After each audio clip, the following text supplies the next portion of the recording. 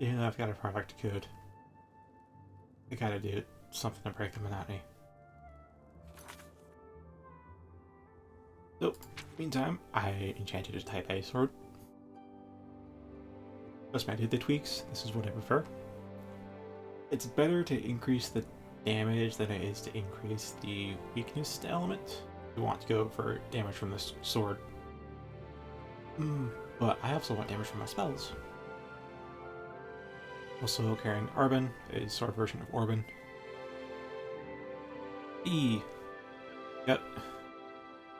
As I mentioned in the town square, I had a stupid bug that took me a day to realize in my GBA code.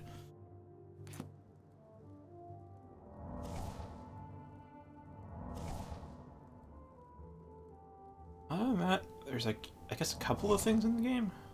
So for one, I haven't installed the, what was it called? Stranded Light or something yet. I'll do that in a few days when I don't have code to crunch on. But what I have done is I did install an FOV adjuster, so first person FOV is now at 100. I don't have to keep resetting it with the console. And I closed a lot of Oblivion gates off stream. We're at 54 now. I've closed 30 gates since we've done Dagon Shrine.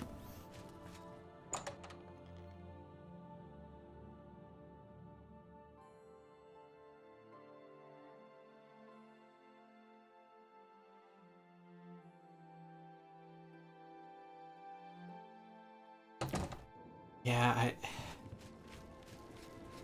it's a bit bittersweet, because on the one hand I won't need to hunt for gates once we hit 60, but some of the sigil stones are pretty good, and now they're just going to be a limited supply until I find that that Oblivion gate spell.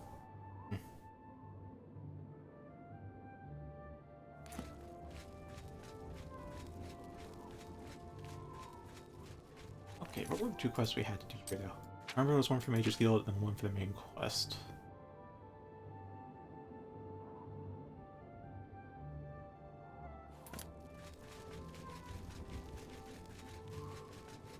Alright, so Jan for Sork.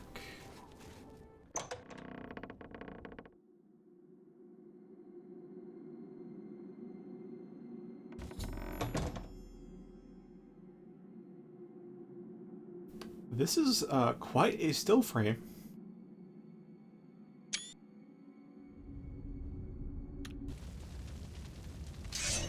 I'd say I was expecting this.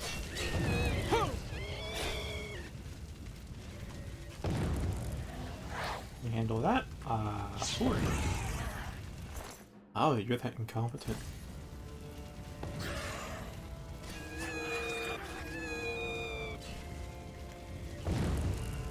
Oh well.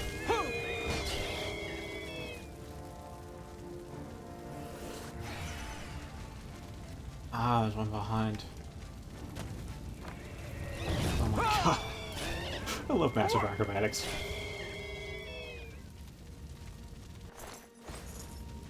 Yeah, as I mentioned, the only thing I know about the Mage's Guild... The only thing I know about Mage's Guild is that you fight a resurrected man Marco, King of Worms. And there's the spellmaking and enchanting altars. Everything else I don't know.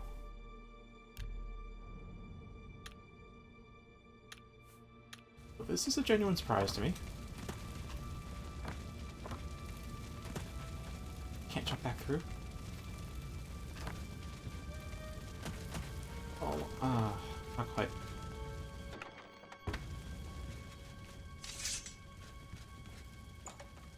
Hi. What have we here? A visitor? I'm afraid you've missed the party. The guest of honor has already left. You won't be leaving, though. I'll see to that now. Aw, already a crash. That's just unfortunate.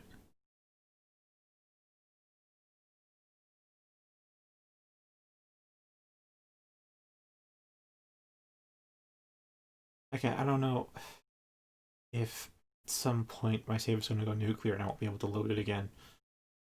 Or if... I might need to uninstall some of the larger mods if these crashes happen more frequently.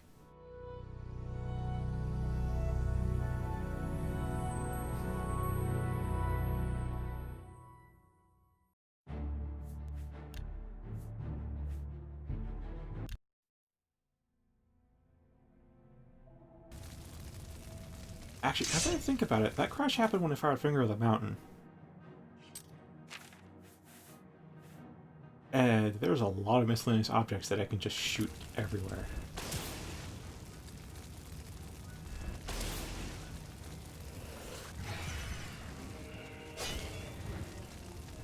Should take just one. Yeah. Weakness to magic and weakness to shock from the swords. Great. Synergy is why I made it this enchantment.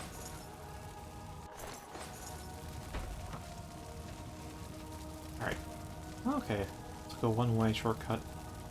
Kind of. The footing isn't too solid on this.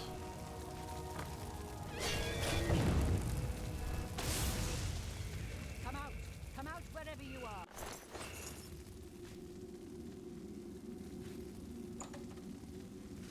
What have we here? A visitor. I'm afraid you've missed. You won't believe. Alright. Seriously. Same spot. I guess I'll just have to not use Finger of the Mountain there.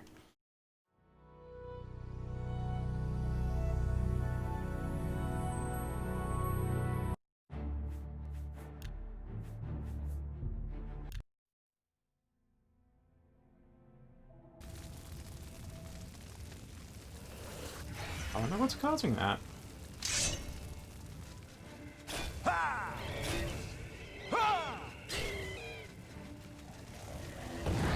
Watch out. You know what, I may also just not take the shortcut this time.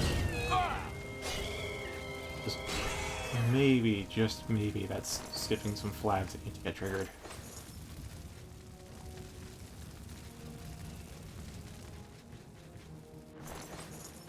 Oh. Oh, that's unfortunate. The head didn't really need to live, but the other guys actually had some talent to them. Hello.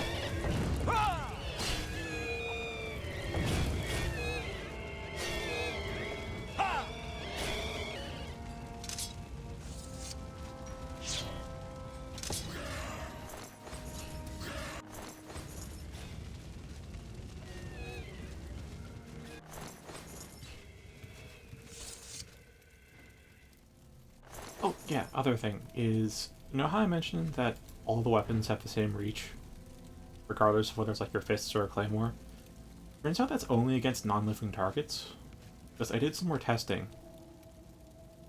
after like feeling something was off, and it turns out that if you're swinging at a wall or a corpse, your weapon reach is just, it doesn't matter, it's 1. But if you're swinging at a living target, all of a sudden the reach that's part of your weapon stats actually matters.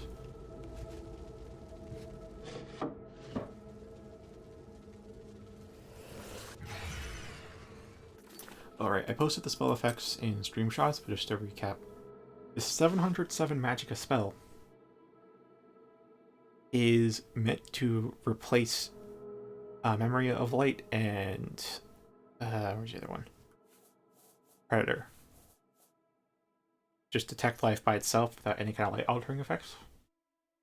So I can sneak if I want to, and I don't have to put up with Net Eye if I don't want to. And it has a bunch of other auxiliary effects just to make it really powerful. And there's Infiltrator that's just Predator without the detect life. And a bit of Fortified Speed.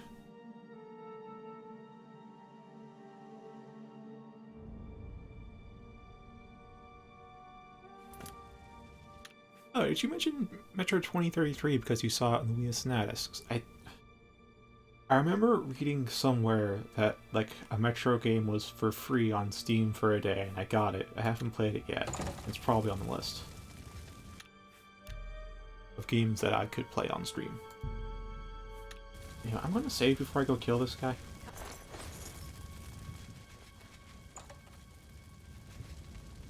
over here. I'm... A sword this time.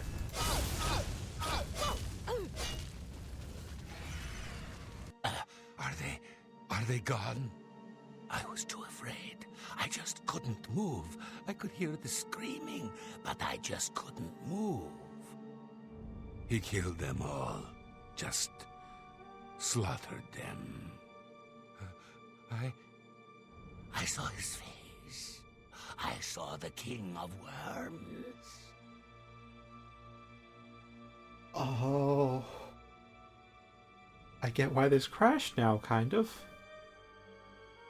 My massive AoE spells would probably be killing this guy instantaneously with the Necromancer.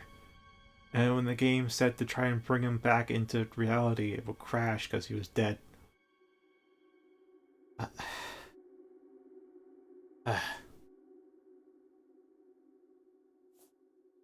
couldn't believe my eyes. I think the only reason I'm alive is because I was invisible. But even so, I think he saw me. He killed them, one by one. Volonaro was last, I think. He was trying to run away, but he didn't make it, did he? The King of Worms stood over him, right before he died. And he, well, it looked like he sucked out Volonaro's soul. He said something about Echo Cave and destroying the Mages Guild. Then he looked right at me and grinned. You've got to do something. You've got to tell Archmage Traven. What I am really impressed by is the fact that the Worm King and Necromancers were able to come in here, raise this much hell inside the Mages Guild, and not alert the city guard or the other residents. Which means either they looked very inconspicuous until they got inside, or they teleported.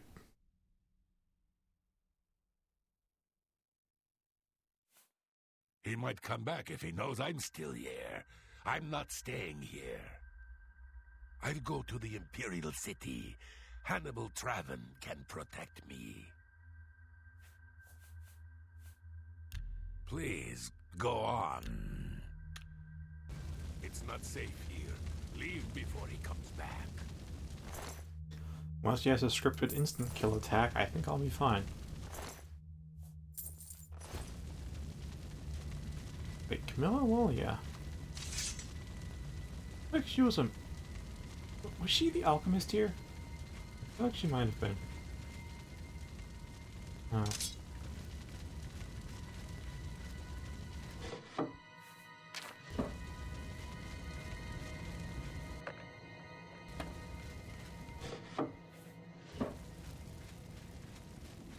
Well, I don't quite think I can take that. The shortcut back. Oh, I can. I can. What do you know?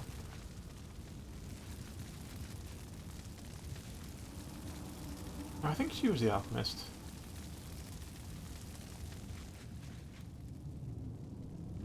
Who was Camilla again? I don't remember. I remember you. It's only the Tremor Lord spell. And really the most competent guy in the guild, I'd say. That Khajiit was your partner in crime. Selena, I think, was the alchemist. The chapter master was up top, and she's incompetent, but has high enough illusion to worm her way up. And I wasn't a generic necromancer, so I'm curious who the agent was.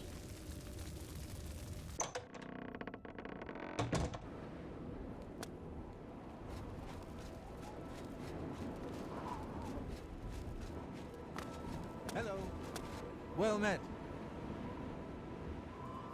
Not that I can think of. People are mostly staying home, what with all the troubles in the world. Farewell. There you go, stack life. You have the hands of an illusionist.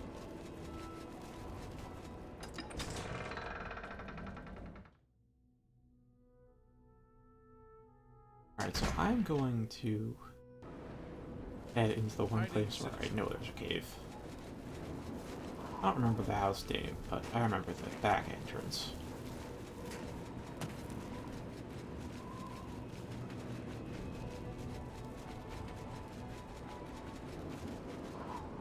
Hi there, bear.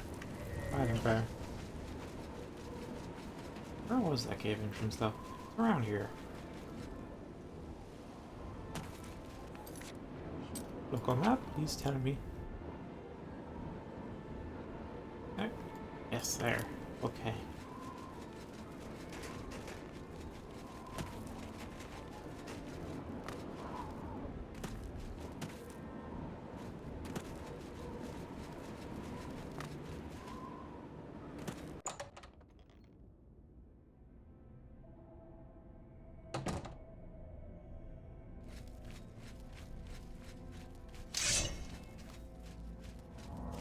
Yeah, 100 FOV with the arm meshes in first person are mostly fine.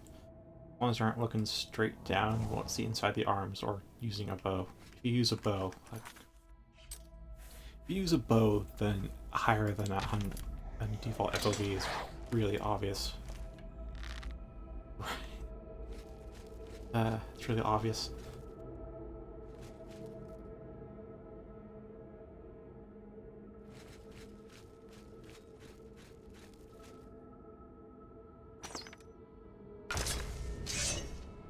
Switch.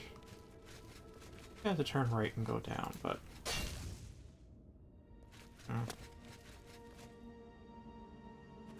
yeah, there's a dead end.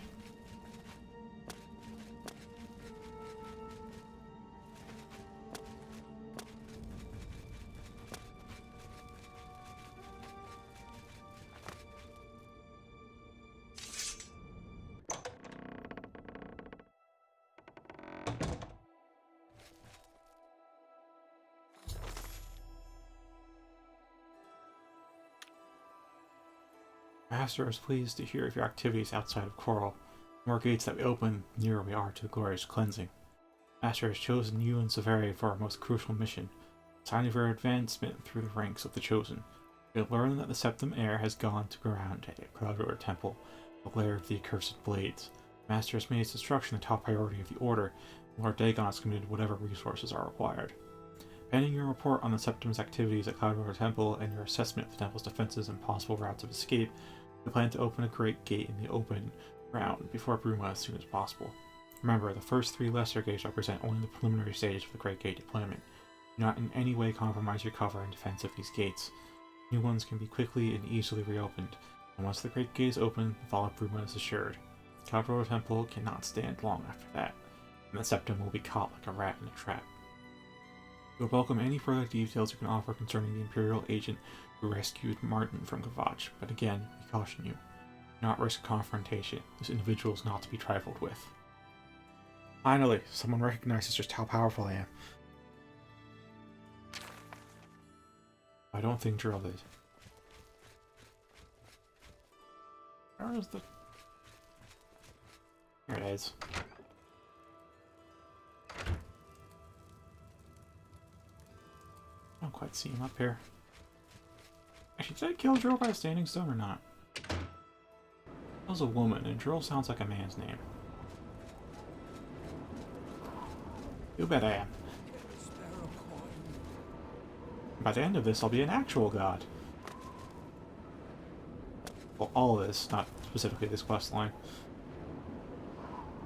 Ah, right. I was going to play the rest of EO3's soundtrack, so I'll have to get her music open again. Fortunately, I remembered exactly where we left off.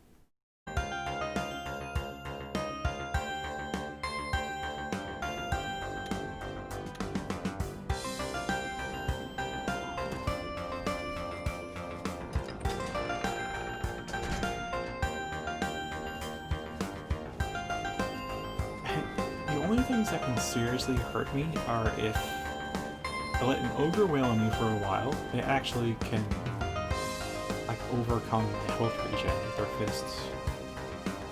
If I stand in lava, because that is just straight damage, it doesn't have a type, so it can't be mitigated by anything. and if I get hit by a trap, because apparently that's either the same as lava and deals non-type damage, or just deals a shit ton of damage. And all of those are kind of easy to evade.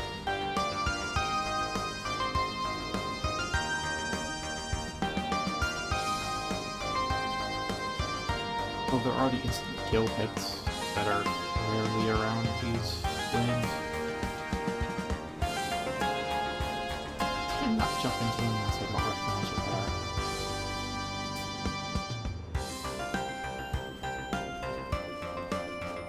Hello, Joffrey. What have you learned about the spies? This makes for grim reading. The Mythic Dawn did not take long to locate Martin again. The document speaks of 2 agents. You need to eliminate both of them. The plans you found...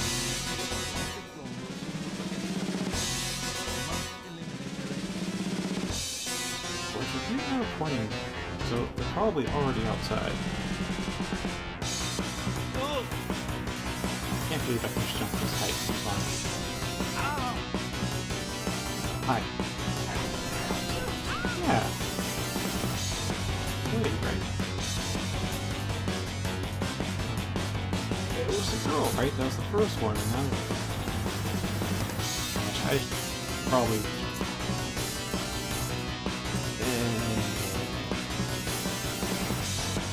the first Asian was, but I feel like I probably killed her. No, wait, that was... Yeah, you should cut armor at this point, I'm just saying that. Like, even among my concrete summons, if they don't have armor, they die fast.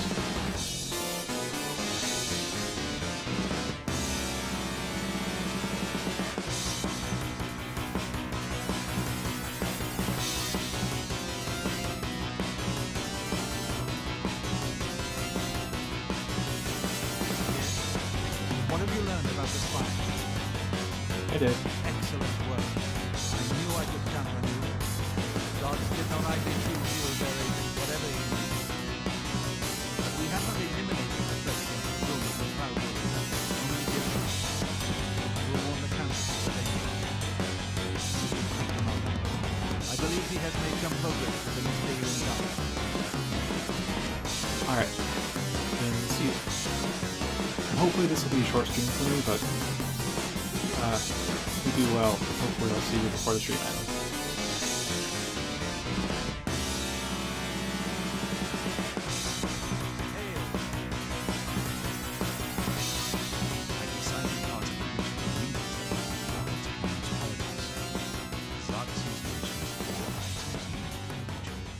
So far, I've only deciphered one of them. The blood of the Daedra Lord. In fact, Daedric artifacts are known to be formed from the essence of a Daedric Lord, from whence they derive their great power. Not an easy thing to come by, obviously, but we will need a Daedric artifact. Bring it to me when you have acquired one. You see, I have a lot. I've learned that the Mysterium Xarxes is both the gate and the key to Cameron's paradise. In some sense, the book is Cameron's paradise. Manca Cameron bound himself to the Xarxes when he created his paradise, using dark rituals which I will not speak of further. A gate can be opened from the outside, however. It will be more difficult, as I will have to temporarily bind myself to the book. But I believe it can be done. I will continue working to decipher the arcane items needed for the binding ritual. I think I'm close to deciphering more of the ritual. I hope to have made some progress by the time we return. Do I have one on me? I don't think I brought one. No, I don't. I've got to run down south and maybe find a gate or two, or I can just teleport around and keep things brief. I'm already running.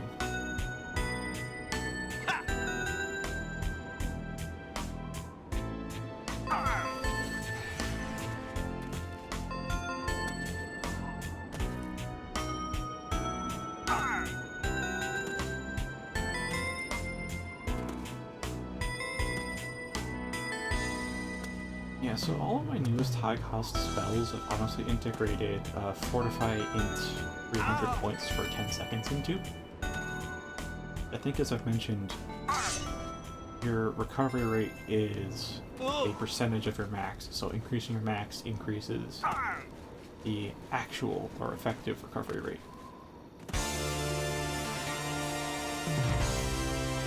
So if you have 100 magicka, you recover 2 per second. If you have 1,000 magicka, you recover 20 per second. Fixed percentage. So by being fortified in 300, increasing my magicka by 600, which will increase my recovery rate. So by the time it wears off, I should have honestly recovered a lot of my magicka. Probably got a full refund of the spell too at that point.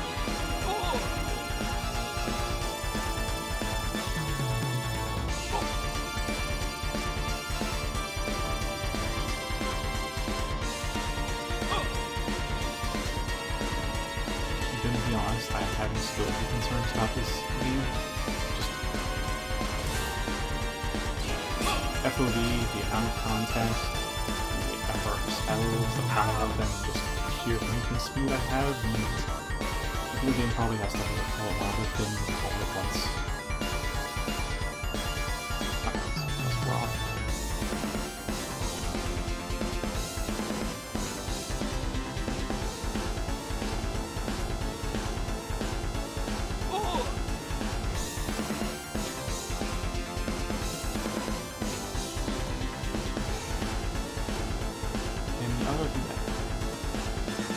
Article, a short video on issues that old developers had in getting their games out.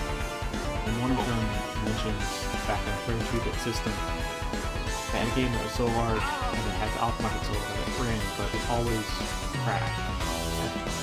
If you played it long enough, it would always crash. It sounds like what the issue I have with Oblivion. Like after about 3 hours, it just crashes. Learn until after launch, after they just gutted their game and tried to do some usage, hopefully they burn out. It's actually memory fragmentation.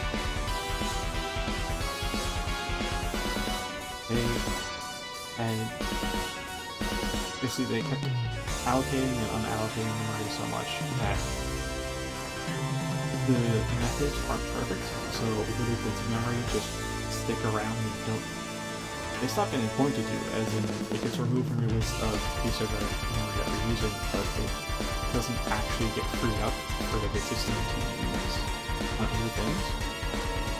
So you're gradually reducing your max memory available, and eventually it just kind of runs out of memory to assign, and you lose your max to 0 or go less than what you actually need to use, and that causes the crash. And based on that description, I think that's probably what's happening with Oblivion, which means it would be kind of impossible to stop it from crashing after long play sessions. But yes, I do have a 4 GB patch on there, so it can use up to 4 gigs of memory instead of 2 gigs. But it's still... it's probably memory fragmentation going on, and that won't get cleared until the game exits forcefully or otherwise.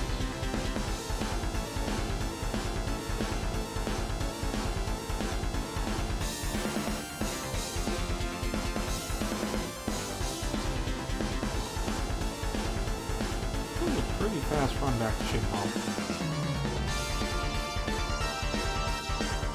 So I took the road just out of sheer habit. I wasn't thinking I should have gone in this path. Had a higher chance of getting improving lead.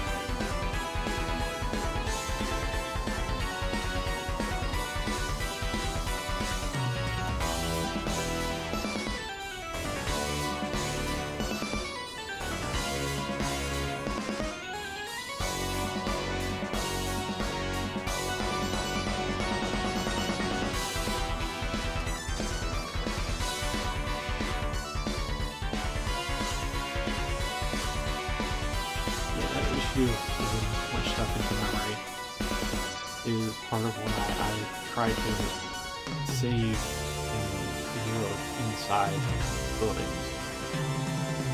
Just less stuff for the game to load. Start.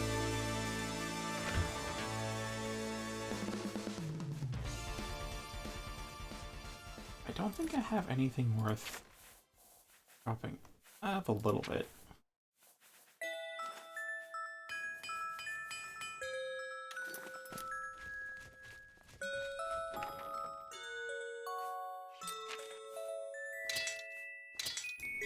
Sword and daggers,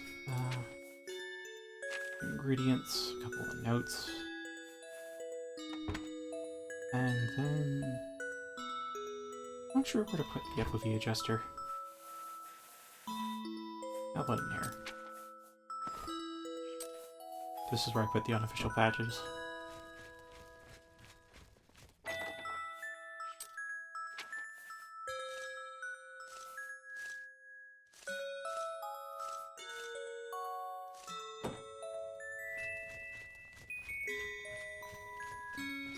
Alright, it is about time to choose which artifact to sacrifice.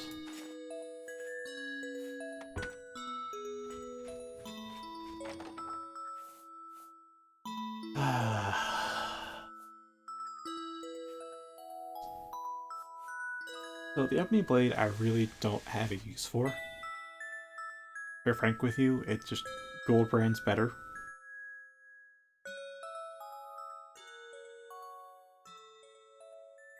I don't quite have a use for... It's not a terrible enchantment, I just don't really... It's not something I'd quite use. I guess with Long Ball seems useful, if a little weak. And I think it's like one of 2 blunt artifacts, so I'll keep it. Marin's Razor I don't think you can sacrifice, I think it has to be from a Daedric Shrine quest. Marin Rose is a contender. Because he took all my gear.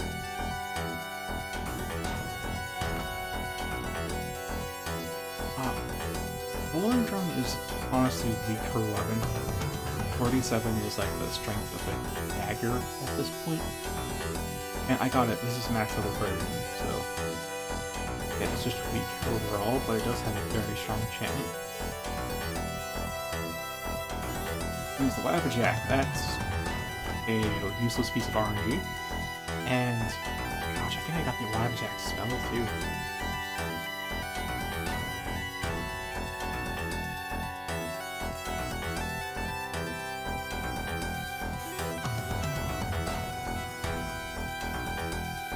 There's that. What else was there?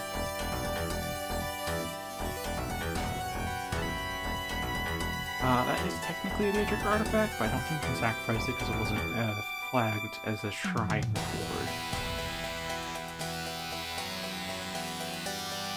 Iron's Edge. Gosh, I forget where I got this from. I doubt it's Daedric artifact. KG I can sacrifice, but even though as little as I use it, it still actually does appear to be useful at the same rank from hero. Sunfire. I forget where I got Sunfire. Oh, that was from Vampire Hunting. Savior's High is actually a really strong enchantment. It's just... I don't like how it looks at all. I'm not going to sacrifice it, but just to show you. I'll just sacrifice the Skeleton Key, but actually it's useful. Yeah, Savior's High. Very strong enchantment. Very IP armor. Like, next exposed. Arms are completely exposed. This just... it's like what the Humes Jiraaf would wear. Doesn't look at all like armor.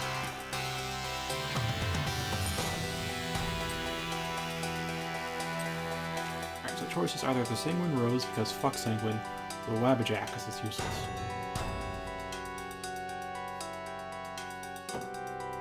I'm gonna be honest, I've looked at the I've fired the Sanguine Rose at some people, and it seems to have the exact same effect as the Call Nightmare spell. So that means staff is redundant. But on top of that, what was it?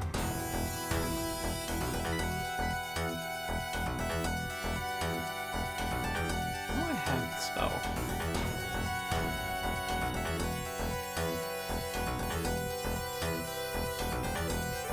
is Flapjack. So I basically have both of these stabs in spell form, which means it's just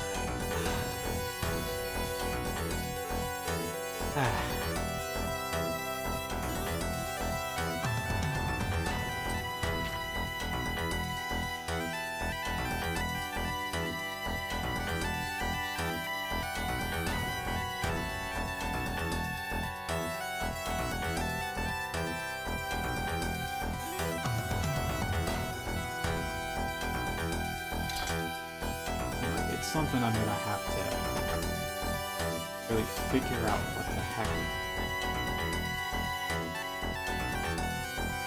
my class. I like shit. I'm hesitant to say I like Shadora, because like he's that cool uncle, but he's definitely not the god that you wanna really associate yourself with. I call him Uncle Sheo. And the stack is useless. And there's Sanguine Rose, which is emotionally useful, but Sanguine took all my gear, and I also don't care for alcohol. Actually, I've tried those, I think those red wine, it's the first alcohol I've tried, and never again. I don't get how you guys like this stuff at all. Sure, I understand that alcohol is very popular, but having drunk this stuff, I don't get it. Hate it. So much. I've never drunk alcohol again, not well. So, I don't really care for Sanguine. I don't care for his staff, and I really don't like the fact that I took my gear. I mean, nice challenge, yes, he did spice up my life as he said he would. Oh, but he earned my eye out doing that. Next to Flapjack. Why would you keep the Flapjack? When would you use the Flapjack?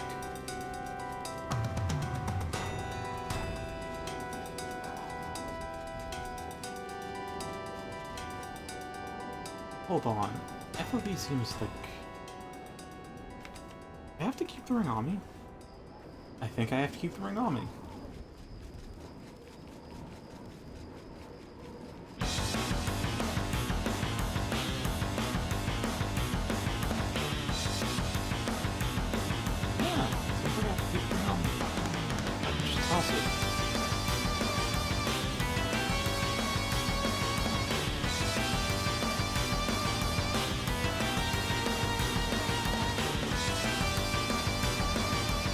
There's two FOV modifying mods and methods, and they each go about it in a different way. I don't quite know how this current FOV adjuster FOV modifier is the name of the other mod, but the adjuster, it didn't quite explain how it does it, but going by the effects, it seems to be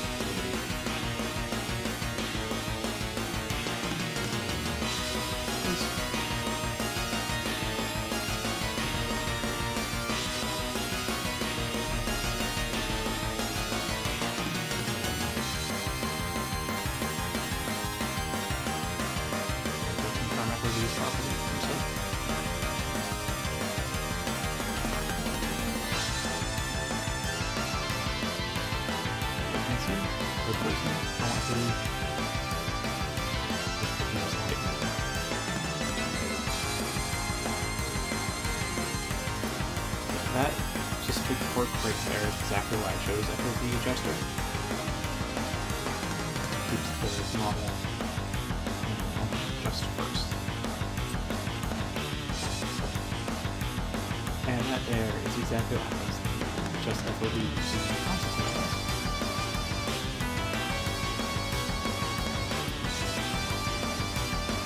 It seems to me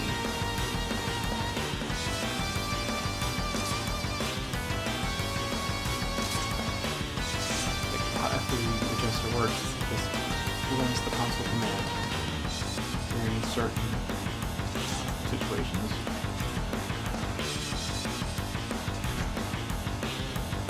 So you get a relatively clean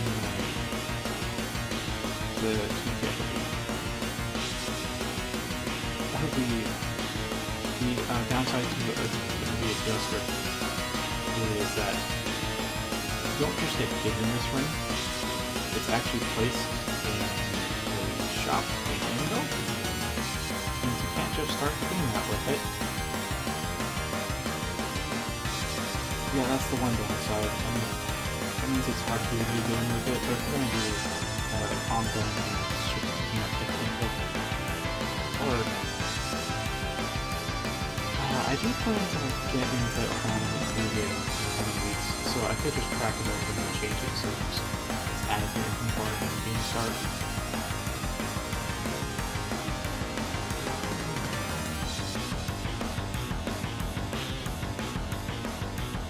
Not quite distracted from the rest of my tangent. FOV modifier doesn't have an item, doesn't have an any, instead it adds a console command to the game. So you can just pull this up and type in the new FOV and it'll stick it. Pretty good way to do it. It's less hassle than the FOV adjuster. The main issue with FOV modifier though is that it uses Oblivion's inbuilt FOV modifier. Because, believe it or not, there is an FOV setting in Oblivion's Innie. And by the fact that I'm using mod, you can guess what's wrong with it. It's more than you want it, not quite what you want it to. So, the FOV setting in Oblivion's Innie file just change the FOV like it is now, but it's literally like zooming in and out from the game. So in order to set the FOV in Oblivion's Innie file to 100, yes, I get this field of view, but the UI would also be scrunched in. It wouldn't be at the edges like it's supposed to be. And on top of that, all the activation boxes for the UI would be adjusted for the 100 FOV, but it would still look scrunched up as if it were a 75, which means there's a desync on the menus. It's horrible, broken. You shouldn't be using the inbuilt FOV setting. So FOV modifier actively changes that setting on the fly.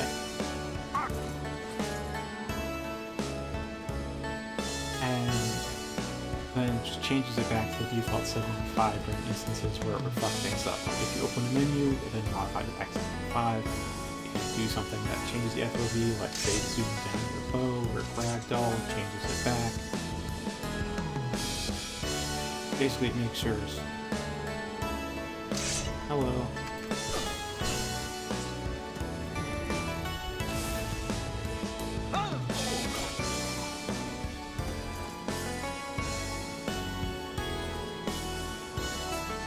Basically, it just keeps changes the Innie setting on the fly, so you have the FOV you want, but then changes it back on the fly to make sure things aren't fucked up, trying to bypass all the things that are wrong with it. You might be thinking, what's wrong with that? Well, it's just only two issues with it, really. One is it changes the third-person FOV, which the gesture doesn't do. I'm guessing on the position header mod I have could be chase cam that fixes the FOV, but either way, third person FOV is still 75. I don't want it like that.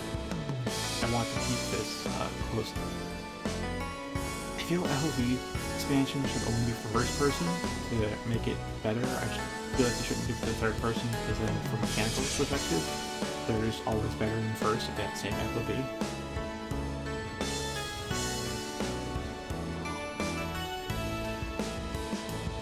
Plus, third's also for vanity reasons. If you're using the layout, you can't really admire your stuff. So that's why I don't want third person FOV to be modified. That was the first minus I have. The second one is that because it modifies the Innie file on the fly to accomplish what it does, if Oblivion crashes, which it will crash if you play long enough. And that means the mod crashes with the game, so it doesn't get to reset the FOV back to 75. So when you launch it again, if you didn't go back into your ini and change it manually, then it just stays. And you have to deal with a fucked up menu for I don't know how long.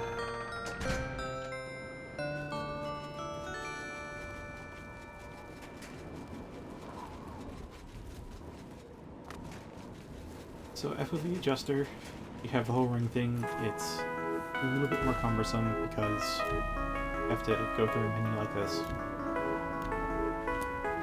But I think the end result, once it's up and running, is more preferable.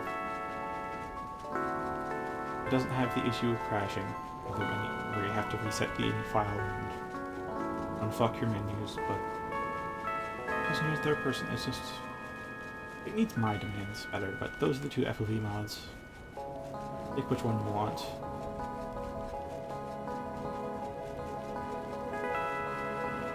Alright, the console command, it's not installed, so this is not going to do anything, but it'll set custom FOV.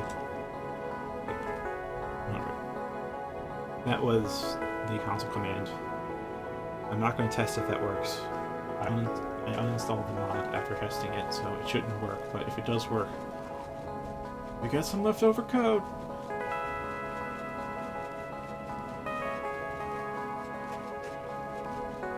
I forgot to close the gate.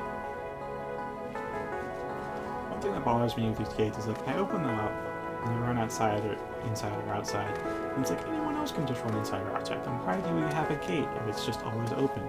That's why I close them. But then we have the issue of places with gates. They tend to have walls so high I can't jump over them, reliably anyways. So, yeah, also, this is worth this range shot. This kind of thing. Yeah. An issue with the Cloud Road Temple, though, is that you have to wait till the animation is totally done to activate the gate again. And it has a long animation that has a subtle trailing off. I just spam it.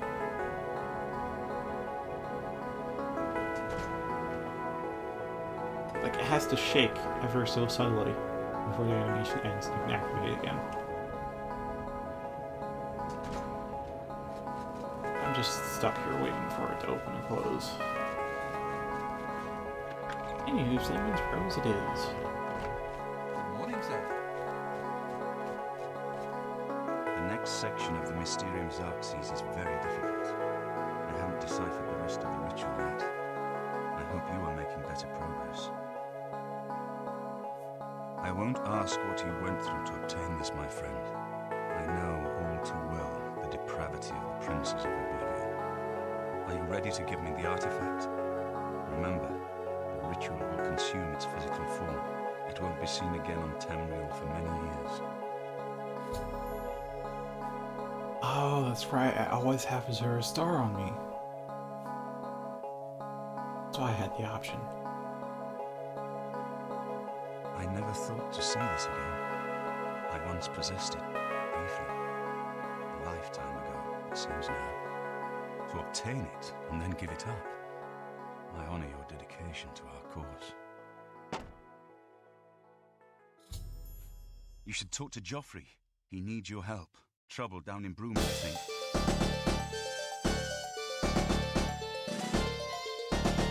Alright.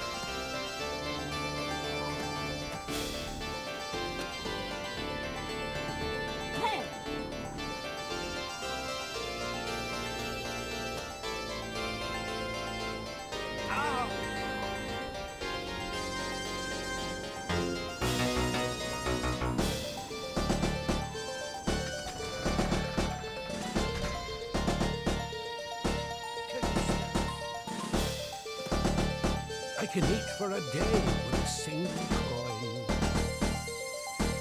Thank you, kind sir. I downloaded a mod that like restores some cut sound files for the beggars to make them consistent since like North Mail wasn't affected.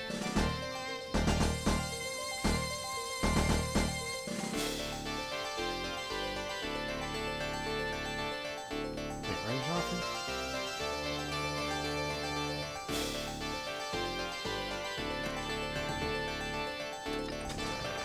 Unless this is employment Joffrey. This could just not be employment Joffrey. This is employment Joffrey. I saw the red arrow, so I thought it was... It was probably in the training hall or something. It wasn't he. It wasn't in Bruma, was he? Thought it... Took one glance at the arrow, assumed it pointed to Bruma, and just ran right there.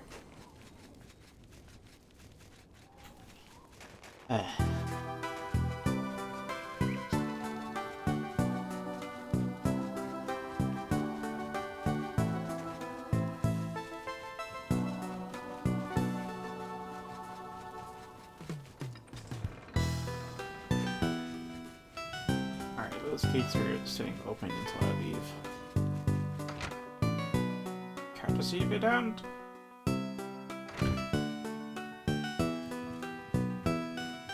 Wait, is he? Just before us. I've just received word from the Countess of Bruma that an Oblivion gate has opened outside the city. It seems that the Mythic Dawn are putting their plan to attack Bruma into motion. Since you've dealt with these gates before, I'd like you to help the Countess's guard close this gate. Once they've seen how it's done, they should be able to handle any new gates on their own. Does that mean they're following me in, or are they just... waiting outside? I don't know. Captain Bird is waiting for you outside the Bruma City gate.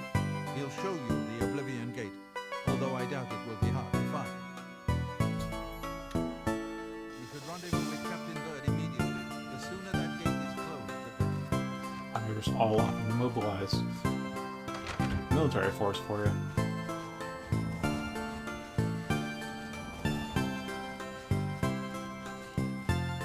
Sir, have you helped Captain Bird and his men close the Oblivion gate yet? Gosh. Nagging me, man. Not my father. Or my mother. I don't know who they are.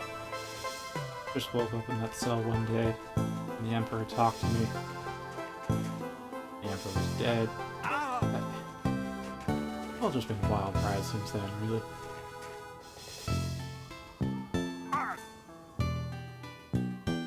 What's that rock? Oh,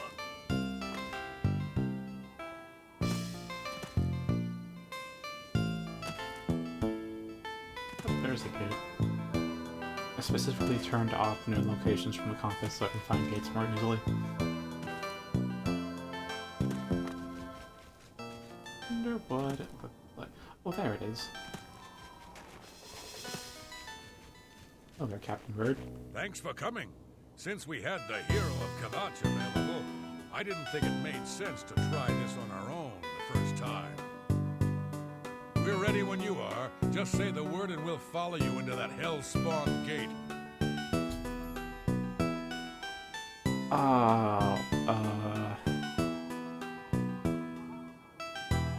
I've mentioned I hate seeing guards die, and if I have to protect, like, 12 guards, they might be fine on their own, but at the same time, I can't use my AoE spell at all. Well, I can probably, fudge the sub encounter. All right, give me a minute to talk to the men. Everyone's a bit jumpy right now. Also, we're going the long way this time. Oh, it's like 6 guys. Okay, so... Normally what I do inside the gates is because I have... What is it? Say I have like 120 clicks and... Am I skimming off or something? Yeah, it is. Normally I have 140 athletics and 120 acrobatics. Well, spells to just enhance my speed and give me invisibility, and spells that just instantly kill things. I normally literally just take the straightest path to the tallest tower inside the gate. Like, they've developed these paths that you're supposed to take to the gate to kind of twist and turn through hazardous plants and traps and Daedra and stuff. Now, I just jump over the rocks, jump over the lava, and then just go straight into the tower. So, I'm gonna have to actually do this the long way instead of the acrobatic way. And on top of that, I'm gonna have to make sure that they are all protected. Now, no, I'd love to use Data Intervention, but it gets a bit hard to tell my Dremora Lord apart from the other Dremoras. They also summon Dremora Lords. So I think I'll start off with Nature Intervention, I suppose. And then start casting from there, maybe. I did make a heightened version of Magical Rejection. I don't know how much better this is, though.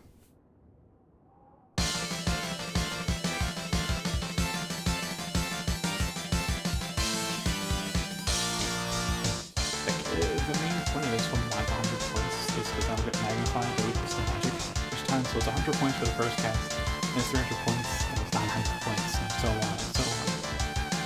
And that also keeps it very cheap, so even if they don't have any magicka, I'm fine. This one's... It's not that expensive for me right now with my current pool, but it's kind of expensive to spam. So even though it's 300 points absorption, it's a bit...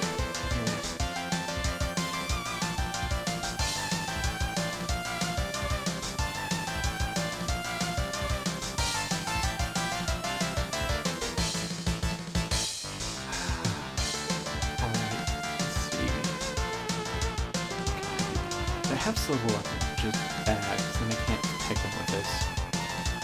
But looking in Task 4 Edit, I noticed that like silver and native weapons, both enchanted weapons, actually have a flag that says ignore weak and small weapons. It doesn't matter that they're unenchanted, those are not normal weapons anymore, so I can't use critical weakness to help out the guard.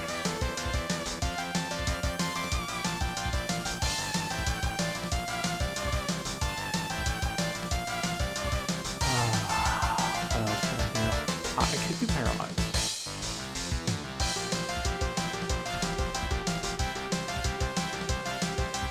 Oh, on top. Oh, I know what to do. Because I do run faster than them, so I should be able to hit them first.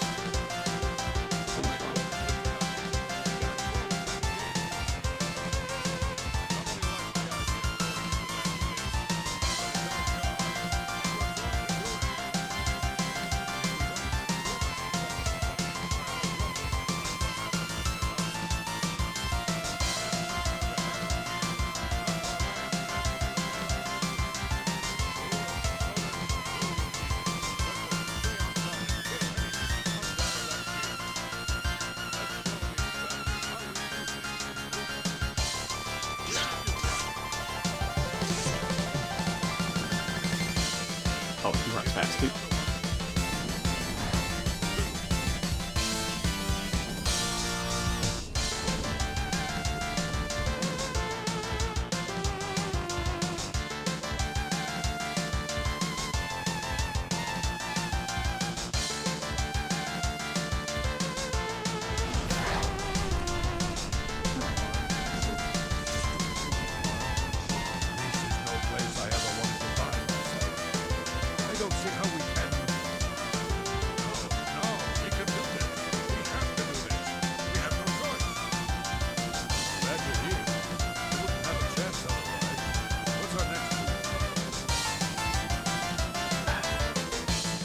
I'll wait here, then I know that they'll just get flagged as going away once I take the sigil stone, but they won't actually see it now. Follow your lead.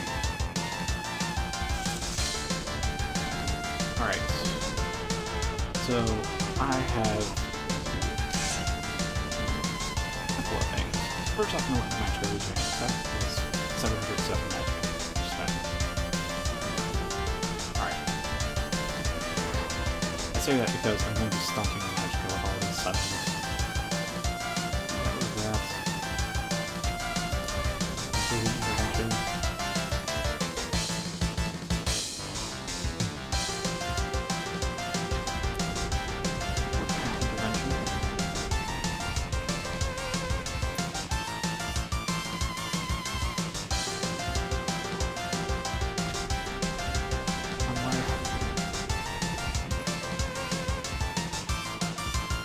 Finally, teacher.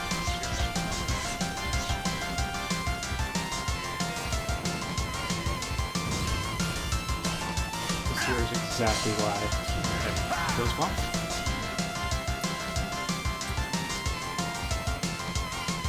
I feel like I tried to use Arcadil art in here. Whatever.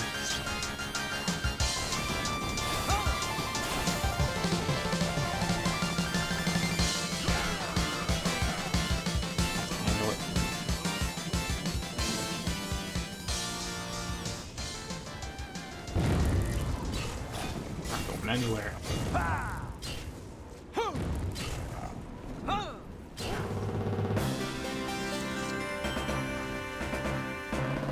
make sure these are fast.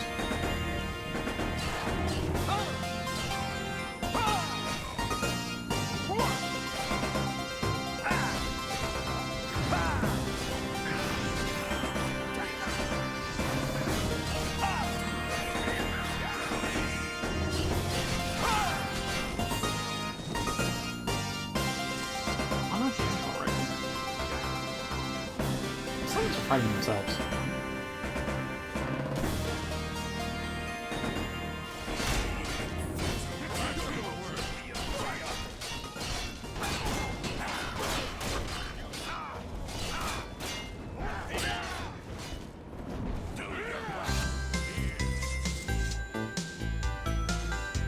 Alright, it's just 2 guards, right?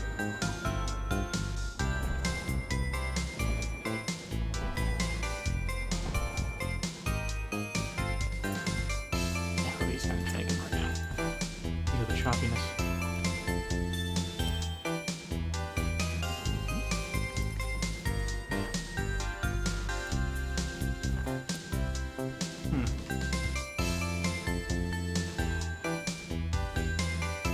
There you go, that helps. I mean, I'm not that fond of 75 now after tasting 100, but yeah.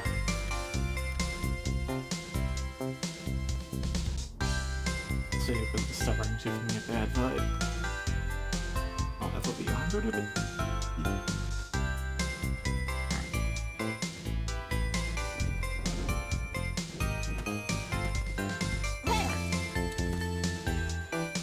Rock plants. Hunter. What's the plan, sir?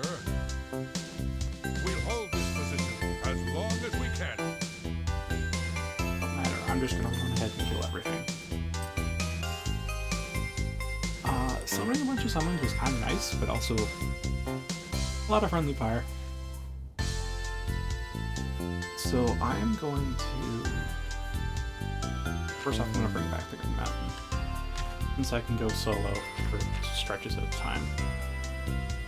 I'm going to handle this like I did the escort mission in the Alien Room. Secrets of the Aliens. What are you going to venture on? I keep, like, confusing the Dremora Lord that I summoned for their Dremora Lord instead.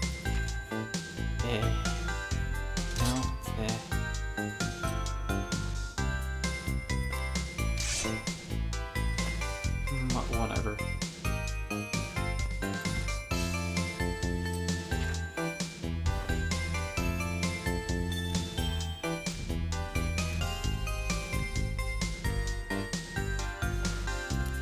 There we are. It's working.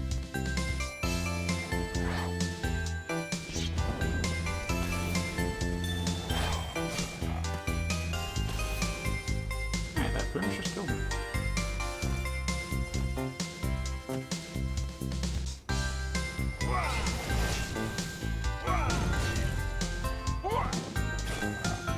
still kind of have to get used to how long of a reach I have, but basically, as soon as that name pops up, that's about my reach. It's slightly longer than that. I do need slightly. I don't get why my character Shiver in limits. Here?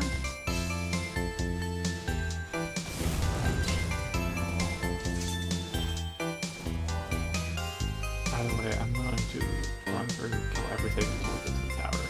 I'll come back and get the guard.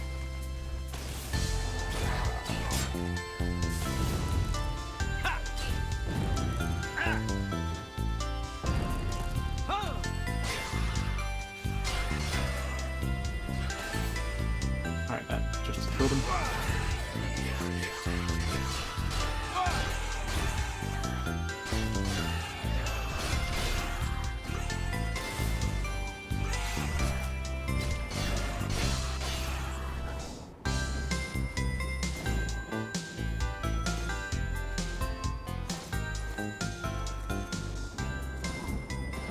Nice archway.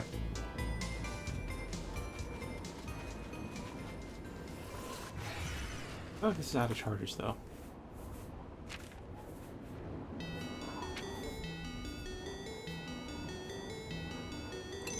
Is that? So here's the thing. Coincidentally, these are pretty balanced. So Ardent reduces their Arben reduces their speed, so eventually they can't move anymore. You know, they're 800. Seems alright charge for that. Ardent has like 70 uses. And 1750 charge, so just one Grand Soul Gem will fill it from 0 to 100%. It does a lot of stuff to help set you up, and it's most balanced with the 3. It's not directly overpowered, just enhances damage you deal, but doesn't deal damage itself. And there's Archegol, which deals 180 points of fatigue damage and has like 30 or 40 uses, and it has 10,000 charge. Which means I need like 6 or 7 Grand Soul Gems to fill this up, and in that way, they're coincidentally balanced.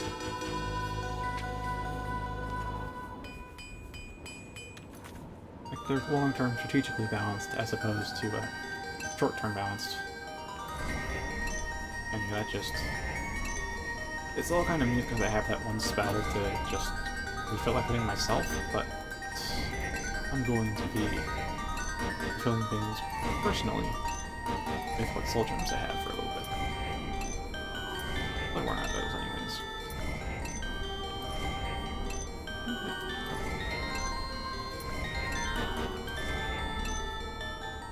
Nice.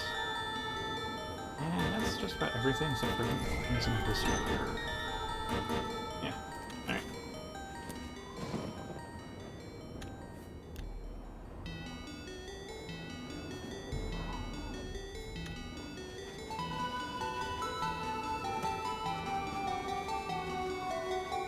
Oh, he heard me. Okay.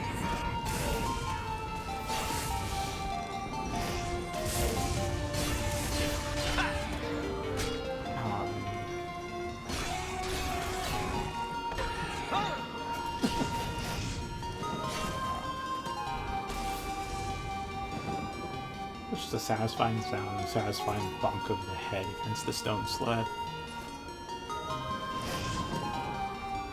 Alright, I'm gonna go ahead and, like, kill everything.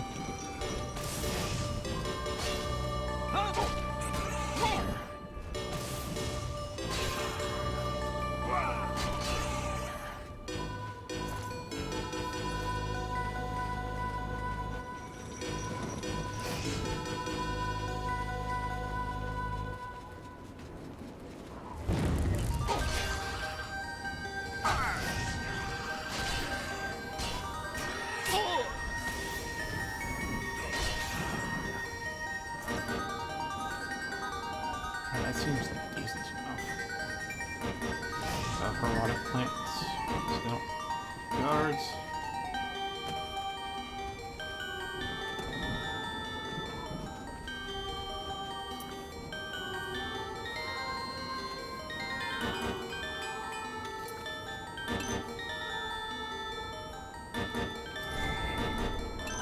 the last soul gem.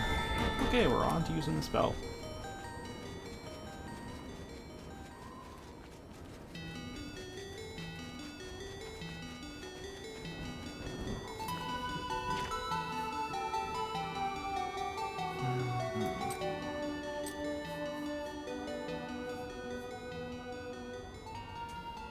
A bit hard to say. Yeah. I'll use my strongest asset.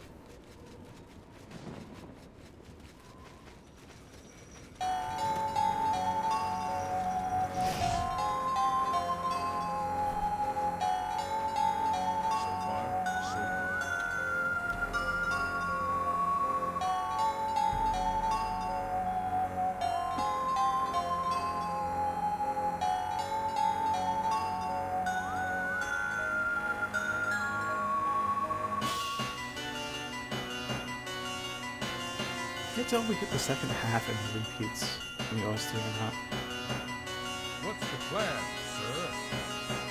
Follow me! We'll follow your lead.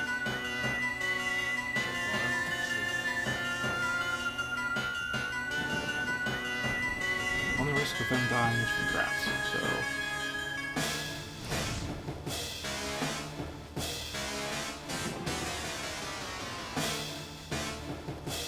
Pause here. Your HP. Heck, so much slower from the card.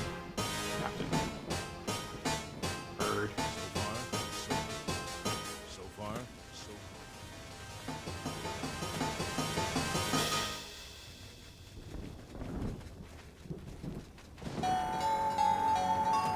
Oh, there's a rod of flame.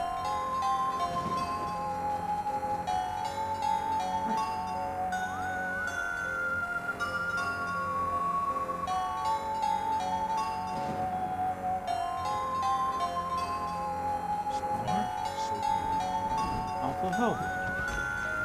Phantasmalastic. One guard's almost died, though. Alright, he's dead.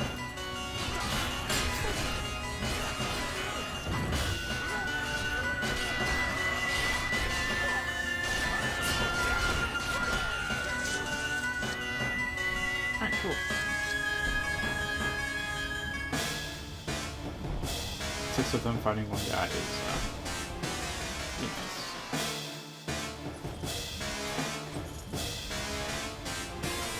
I'm gonna have to be faster than normal up here.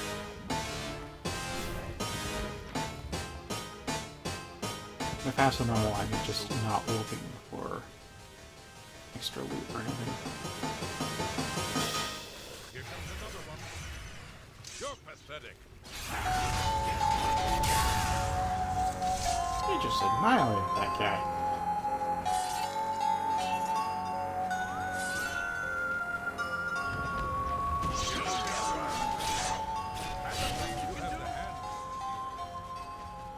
The hands of a healer is it? So far, so good. It's the exact opposite of Leon Williams.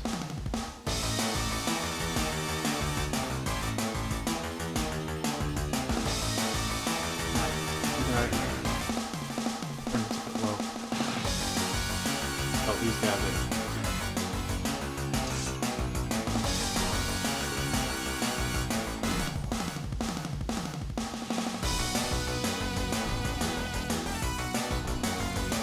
Still not so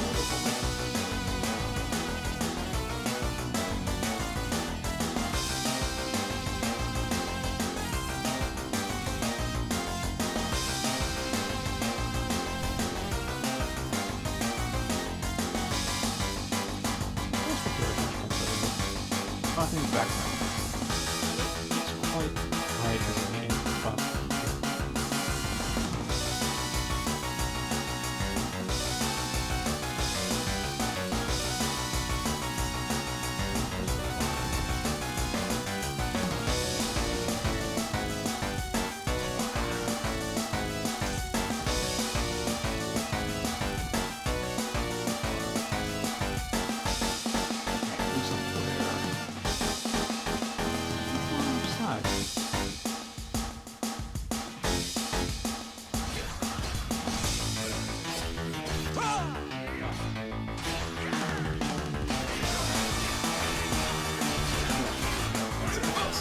happening more often than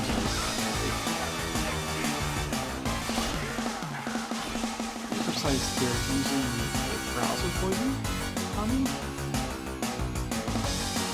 And to my knowledge, USB said most poisons function as magic damage. Just magic also gives you poison resistance. But for some reason, like, no poison has really gotten through as of yet, but apparently this paralysis poison is like, I don't know if it's the exception, I didn't really think it was. Whatever. I'm paralyzed a bit.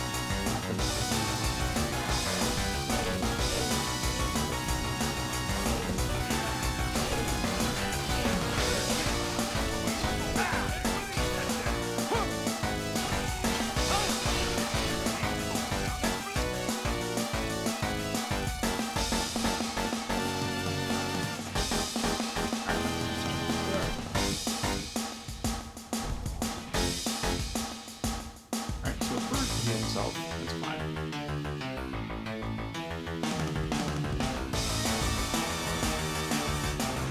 Almost done in these.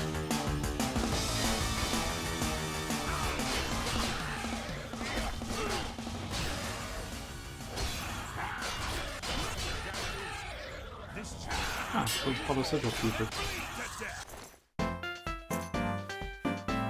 Ooh, I haven't gotten that before.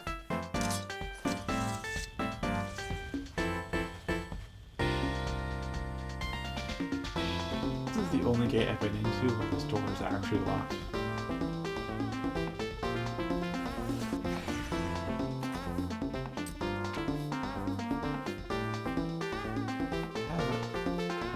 Yeah, Grand Soul Gem, and look at that.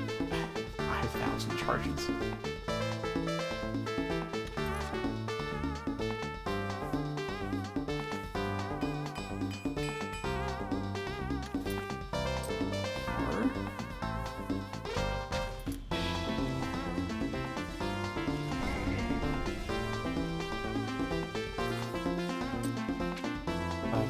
Gold. Everything's maxed out.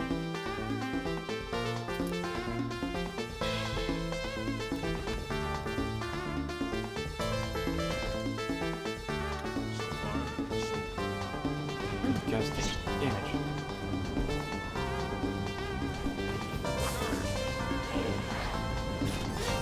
That's just awesome. Alright, I'll kill that guy.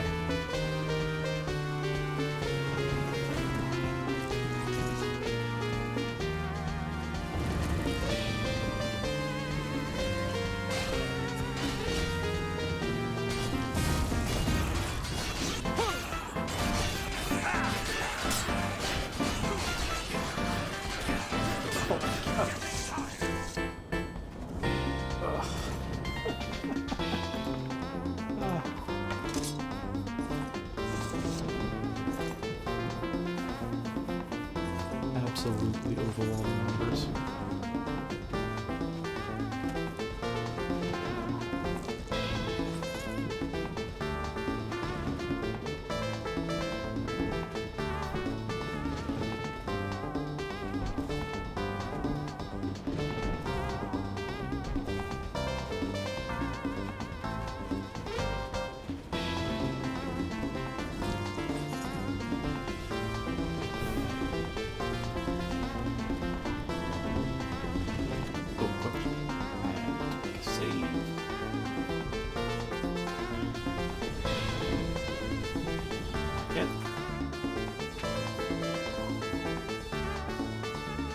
Useless.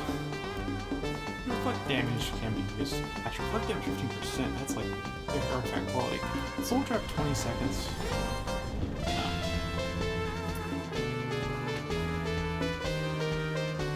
Fire damage not. No. I mean, in Oblivion, like fire damage, it's just. Yeah, there's some major enemies that are weak to fire, trolls especially. But every single Daedra has fire resistance. So fire is just like that. if you don't have to deal with the Oblivion crisis, then fire is a decent element to use, actually even a good element to use. But if you're dealing with Daedra, it's a bad element. Frost is like, as long as it's not undead or creatures or lords, then you're fine, but like, it's half enemy types in the game. There's not that much of any enemies with Frost's weakness. Shock, on the other hand, there are only 2 enemies in the entire game with any kind of shock distance. Spriggans, yes, surprisingly Spriggans, with 20% shock distance, which is why you don't really feel it. And Storm Atronachs, who are immune because there's the shock elementals. Other than that, they either have no resistance to shock or they have a weakness to shock, and just about every Daedra, excluding Storm Atronach, has a weakness to shock. 20% or 30% weakness to shock. So a shock, like, the equivalent of a holy element. That's like the best damage actually you can get. Sorry, did I load? That was loaded.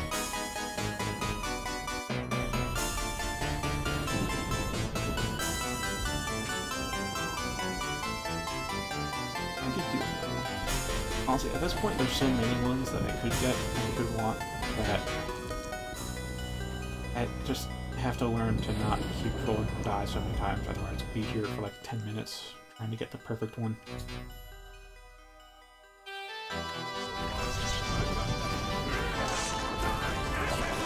Okay. Got it.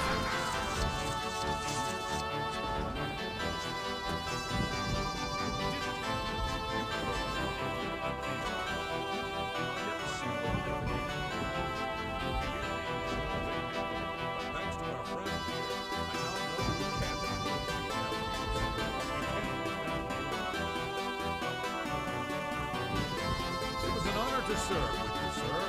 Now that I've seen how it's done, I think my guardsmen and I can handle any new gates that open near Brooklyn. Fantastic.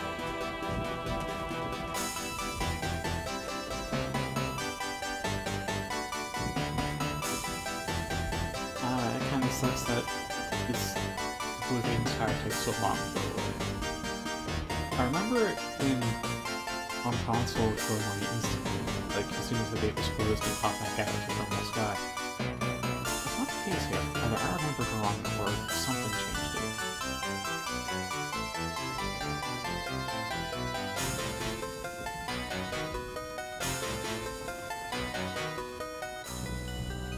Alright, I don't really need art. I just changed my spells back. So I think for one I'll need Agonizing Soul Trap. Again. And then for... Hold on, I got a Hunter up, right? So I don't really need to... The primary reason I use summons is because they'll detect an enemy. If I'm not using like any kind of detection spells myself, they'll detect an enemy before I do. If I'm just running through the wilderness, you gotta call out music and don't immediately see the enemy, I just conjure something and then just keep running so they'll kill the thing for me. I've had that detection magic all the time. I don't really need a summon. So I could probably put that in as the soul trap. Which means we're going back to fixed. And then forge on this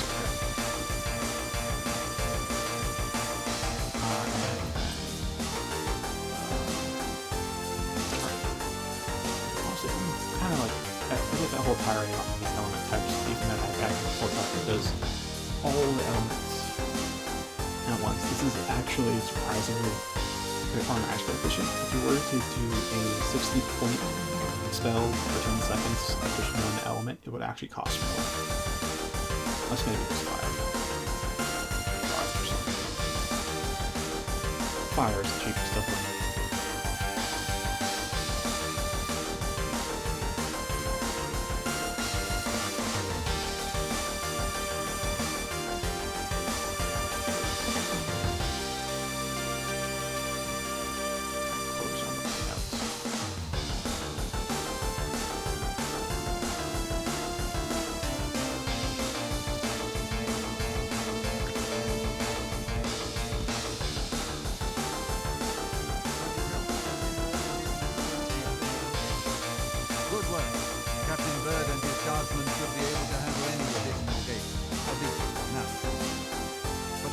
guard cannot defend the city indefinitely.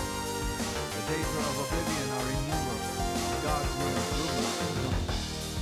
We need to gather what allies we can before Brumma is hopelessly deceived. If the mythic dawn manages to open a great gate here, the city will need a stronger garrison for there to be any hope of defending it.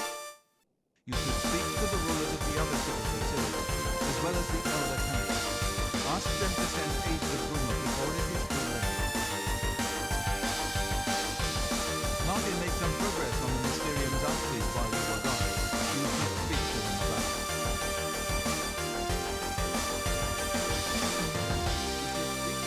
I'm worried about Martin. He does nothing to...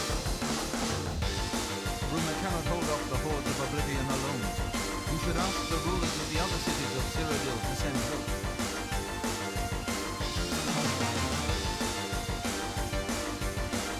I figured out another item to open the portal to Cameron's paradise. Second item. The blood of the divine. This was a terrible portal. Unlike the page rooms, gods have multitudes and cannot physically manifest themselves in our world. How then to obtain the blood of God?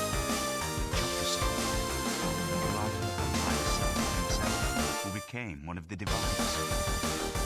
This is a secret only with only God reveals. Instead, a more dramatic release.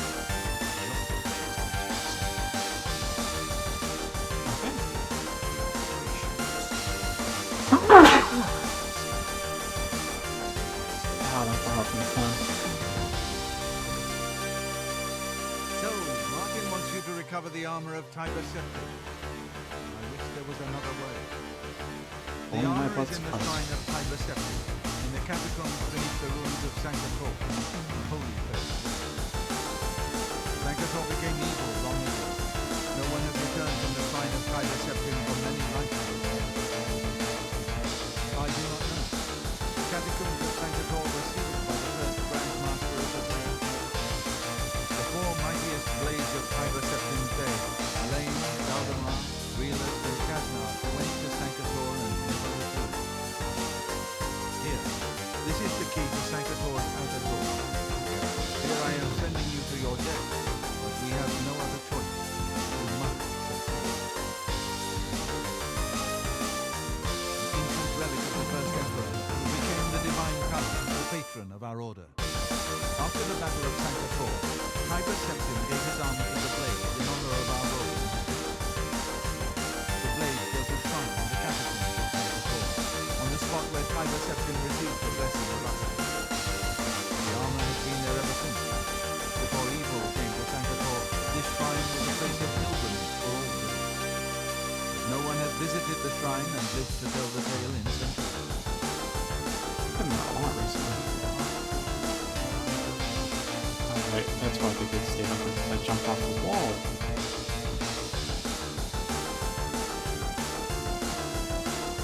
Yeah, here I have to... Okay. Yeah, either I can run around and hopefully get a cave, or I can teleport around this fast.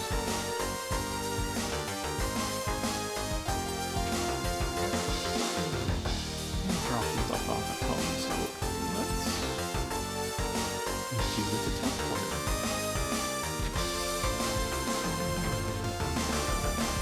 Alright, I'm gonna go to Shade Hall first, just for items' sake.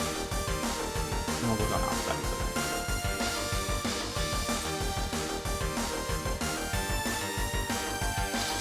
Actually, I need the air control sword. I don't have one. I enchanted one on the screen. I don't have it with me anymore. Just to say, it's in the chest over. It's in that one.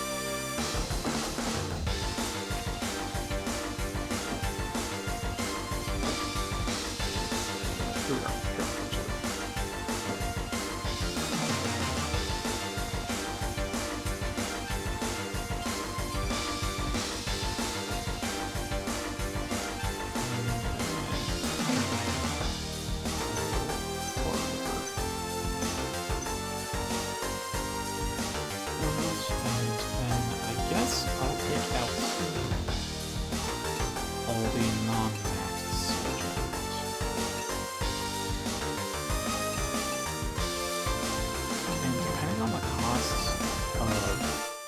build soul gems, I might start selling them.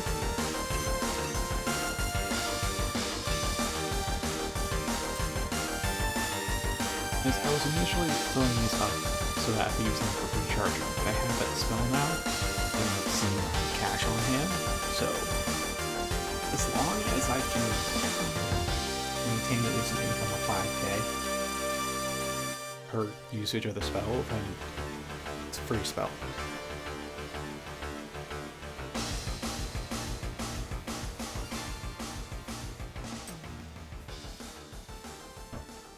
Alright, so that's all the enchanting stuff. So now the weapons.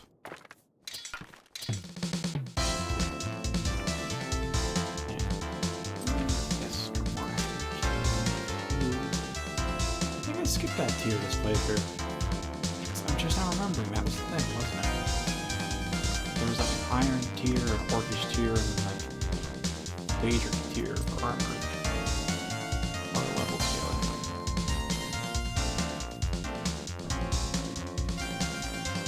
That's the source.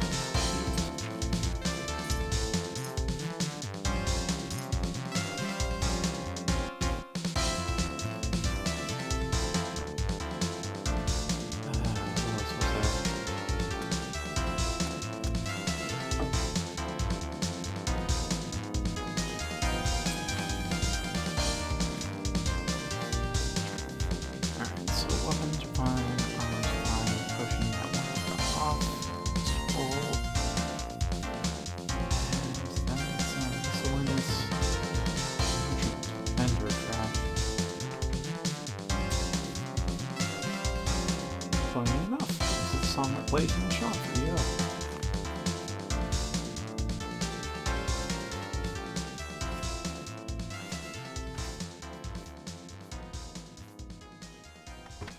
Alright, that should be everything.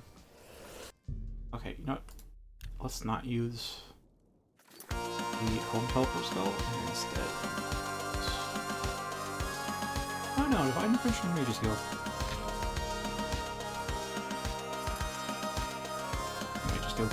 Cheaper.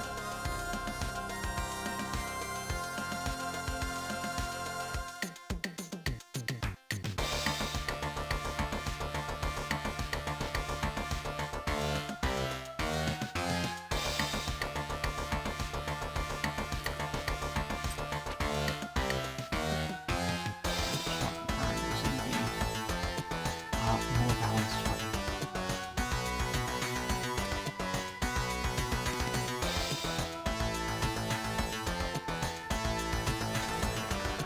I also found a DLC delay. The problem with the DLC delay is that the whole DLC started, so it's going to focus to install it right now, but I'll use it for the new playthrough. Because even I've been getting all the DLC as soon as you enter the series, it's just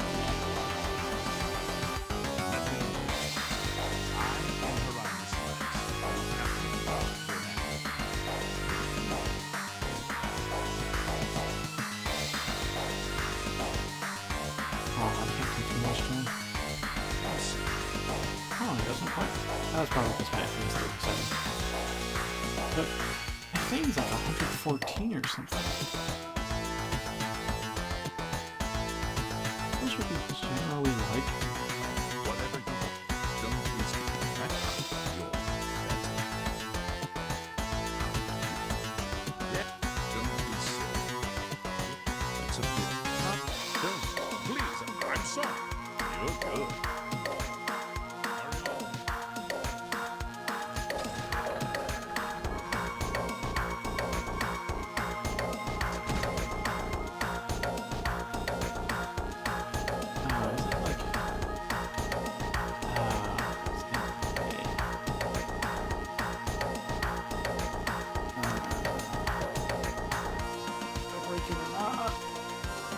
I'll try working it.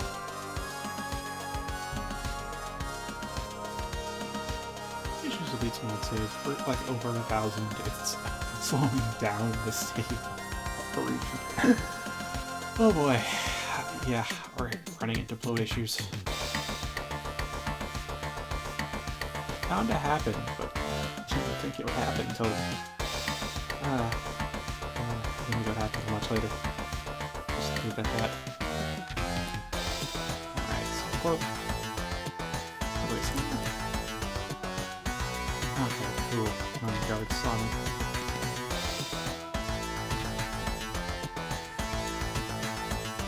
So it's invisible. It's a skeleton.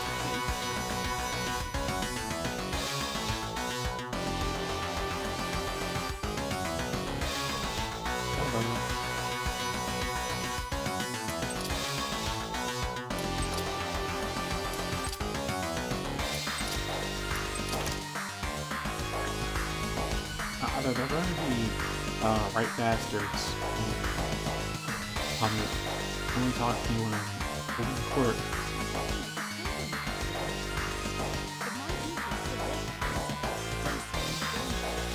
I'm pretty sure it's on me. So I could get like, a bunch of trespass. You sure gave those damn paper what for. It makes us all feel better. There's someone like you around. Lady Umbernox is higher than you. Good day. Hello. I've heard that you've closed the Oblivion gate outside Antwerp. I honor you for your bravery and service to my city. With Anvil safe for the moment, I will send some of my best soldiers to bolster the Bruma garrison. Yay.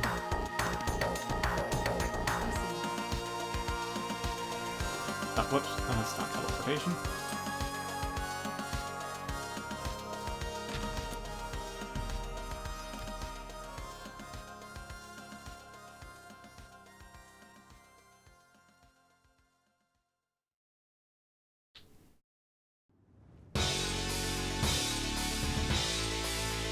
I keep thinking like it's across the moat, across the bridge, and the castle over there.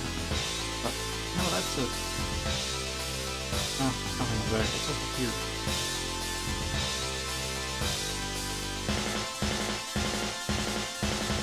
Yeah, I'm gonna wager I have to sneak into everybody's head chambers.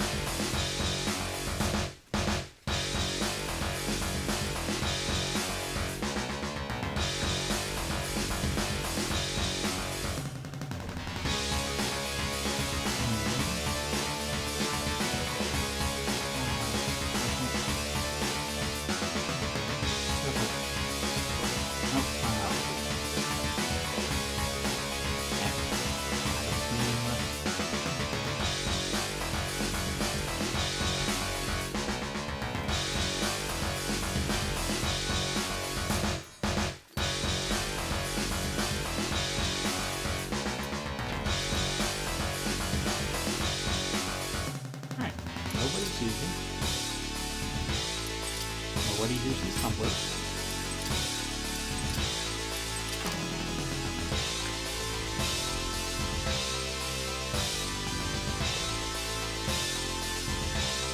Nobody hears them all.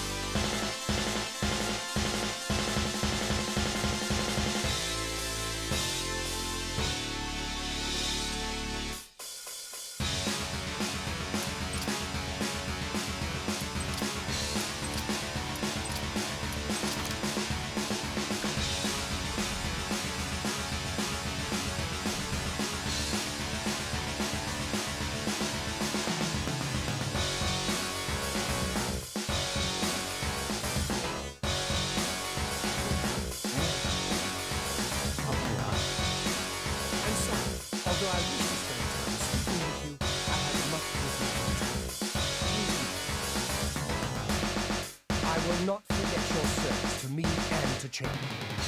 Rescuing my son from the Oblivion was a daring feat.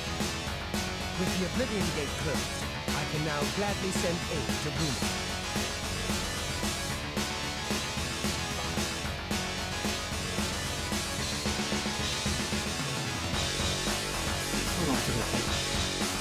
I broke into the counterspin Brad's place, talking to the guild. No trespassing beyond you. He yelled at me like, can't man get some privacy, but beyond that, nothing.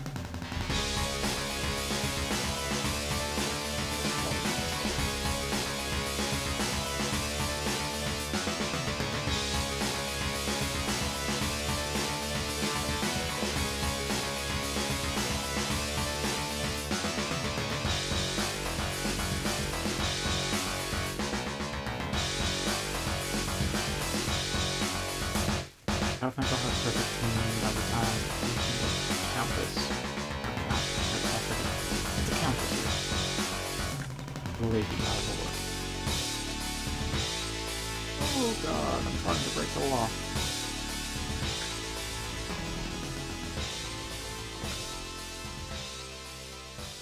That leads to the west tower? Not right. No. R. Shadows, because your convenience is not fully up there.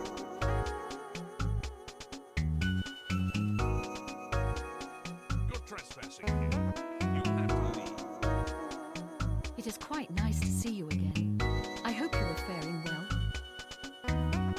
Your reputation precedes you, Hera of Kvatch. You have done my city a great service by closing the Oblivion Gate. I will now gladly send soldiers to aid in the defense of Bruno. Consider it done. Nice. Farewell.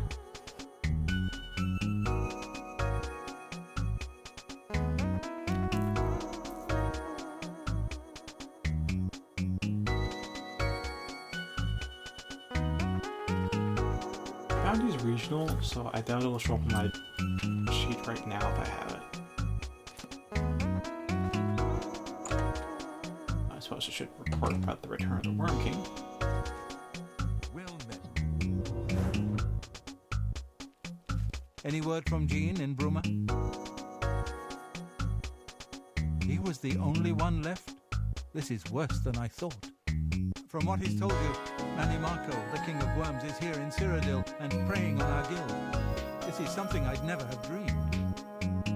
We'll need a few days to digest this new information. Should Jaskar arrive here, we'll see to it that he's well taken care of. Thank you. How did Nargels become Count Shadingham? King Halseth and Lorenzo had considerable influence. Halseth and Indara Get it? Good to know. Goodbye.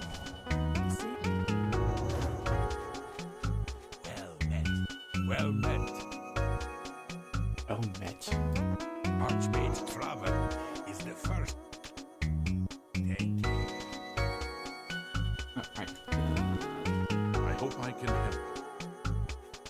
Truly, you are an asset to the guild. I reward you with the rank of wizard and teach you a most powerful spell.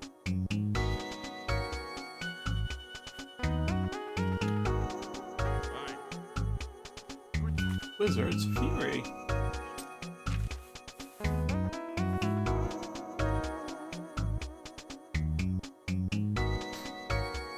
This is clearly touched by less knowing than you experience, that's for sure.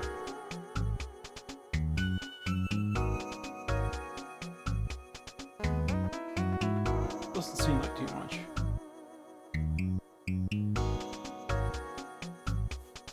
Greetings, journeyman. Varnava, the best Oh, defense. it's a little fire attack. I mean, that's like... Oh wait, that burn damage is actually 15... Oh, that's a fairly long dot. It's like about 200 damage, just over 15 seconds. It's like 70 damage up front, and then about 130 or to 140 afterwards for 15 seconds, so... And pretty pretty low cost. It's pretty low cost. I'll give it a whirl.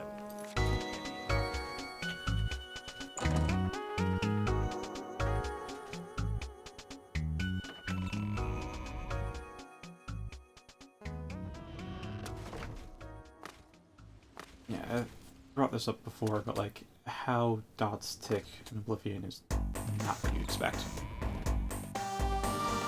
You might think from the description that it's like 10 points for 15 seconds means every 1 second it ticks for 10 damage. But not really. Instead, it's like every half or 2/3 per second or something it ticks for like half or 2/3 of 10 damage. Like 5 or 6.666 repeating. But the thing is, if it does the 6.666 repeating, this game cuts it off, it truncates decimals. So really it's 5 or 6 damage, which means if you have 6 damage, that's 2/3 instead of 7. And you end up doing less damage than you would if you just multiplied 10 by 15. From the Blades, did you say? Joffrey sent you? What's this about? Quickly now. This is terrible news. Under normal circumstances, I would dispatch a legion or two to Bruma immediately. But the circumstances are not normal, are they? I've been pleading for troops for Cyrodiil for weeks, but the generals assure me that the entire Imperial army is already fully committed. Besides, I'd have a full-scale political crisis on my hands if I tried to pull any troops out of the provinces. I'm sorry, but the cities of Cyrodiil will have to fend for themselves for the time being. I mean, a little dickish of him. Might be dickish of his generals. I don't know if it sounds like he can. He just received a lot of backlash for it, for causing instability. And it could be his generals are lying to him, or telling the truth, because there is Fort Such. So at Fort Such, there actually is a legion of Imperial guards fighting off of the Oblivion Gate. They weren't going inside. They're supposed to. They're just fighting on the gate where they can't pour it out until I went in and closed it. And none of them died. So I still don't have much in the way of guard gear. Don't worry. The Elder Council can govern the Empire perfectly well until a new heir can be found. Truth be told, most of the Council has returned to the provinces to deal with urgent local matters. But we are in regular communication. But the Inner Council still holds regular meetings. We have the situation well in hand, I assure you. Sounds a lot like politician bullshit. I have things to do. Sure you do. Meanwhile, I have actual things we can do. Like getting aid for Bruma.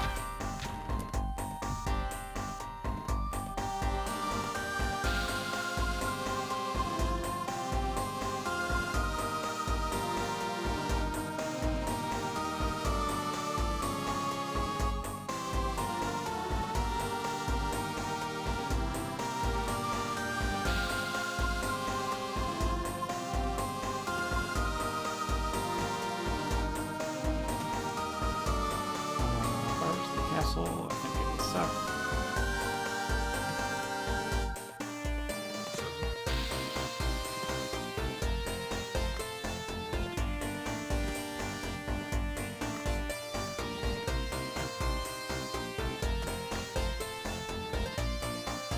Well, if I hug the walls, I'll find it eventually.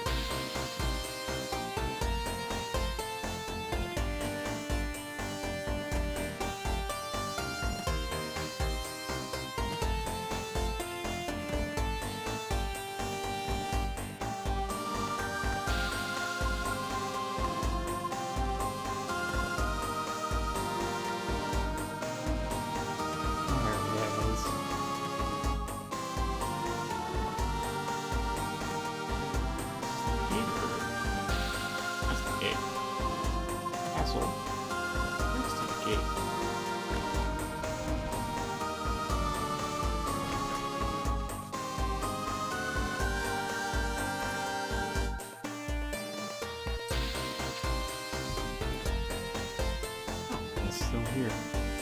Maybe not for long. Maybe. Yes, here.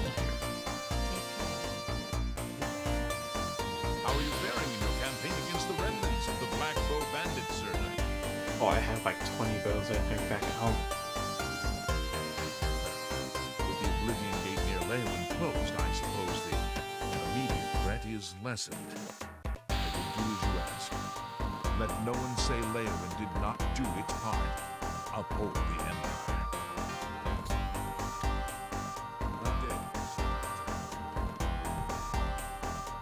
Oh, it's you.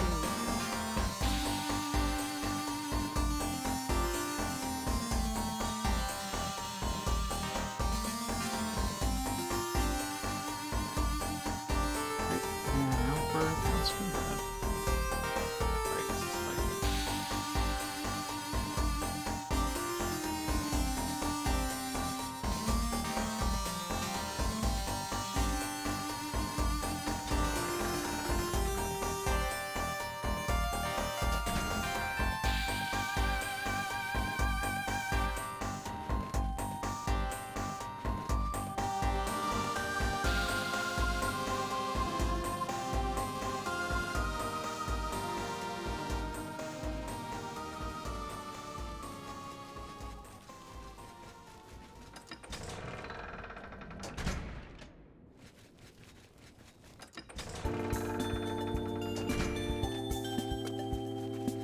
I think we're past the stage of repeating things. Hiding citizen. This stuttering frame rate is concerning.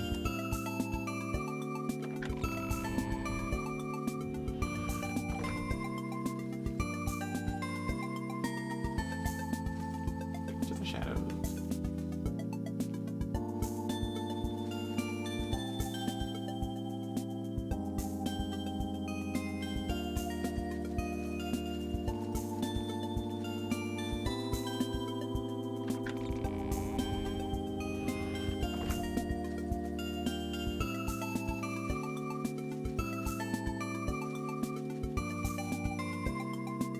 Wait, where's the cow?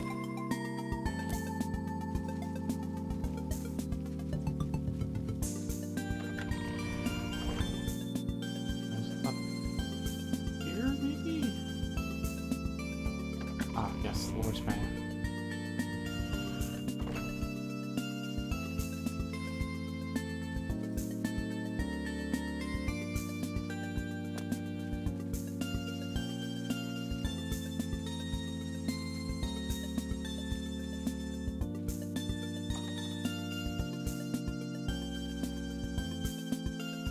For the love of Azura, can't a man have a bit of privacy? Get out of here!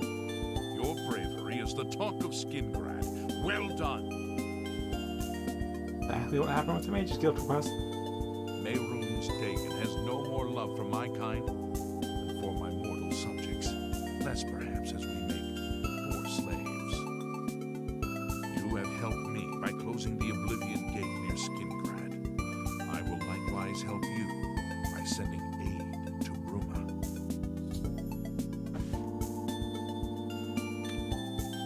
Farewell. Alright, one thing to check though. Bounty 0. Now then.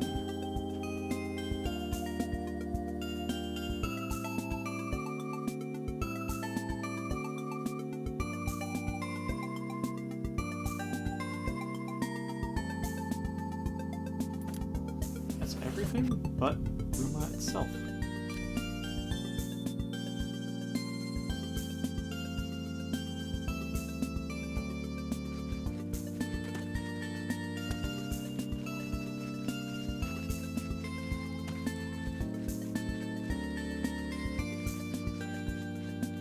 What is it?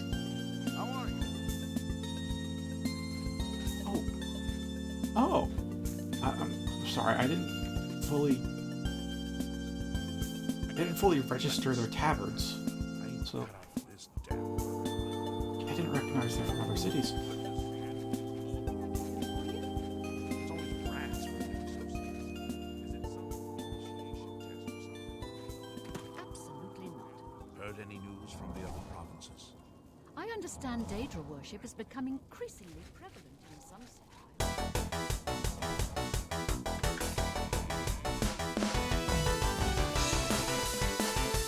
Alright, cool. Ah, who's here?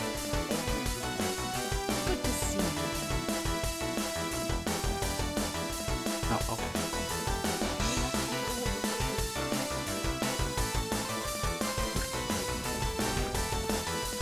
Alright, so it's now time to talk to the operator.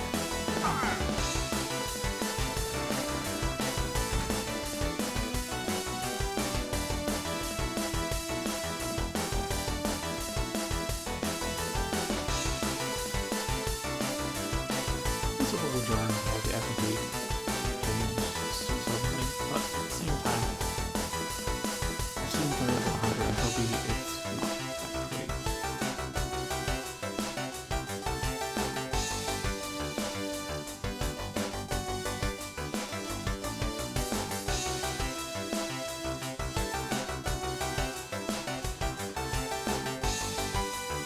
I'm gonna turn off the ones on here, so... Oh, yes.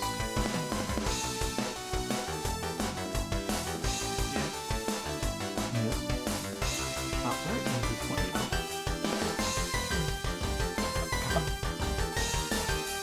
Botch!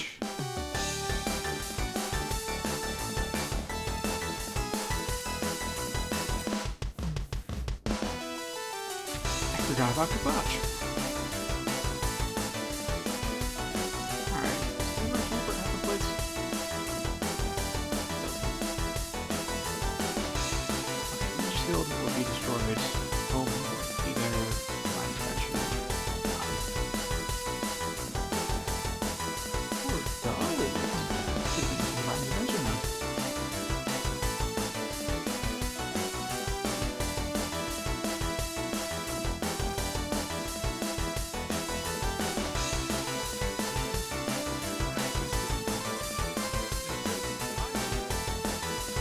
Why have the gods forsaken us?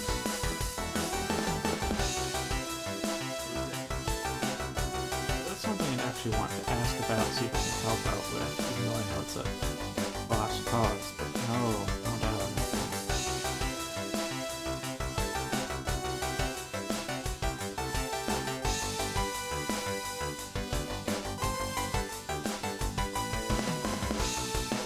Also, welcome back.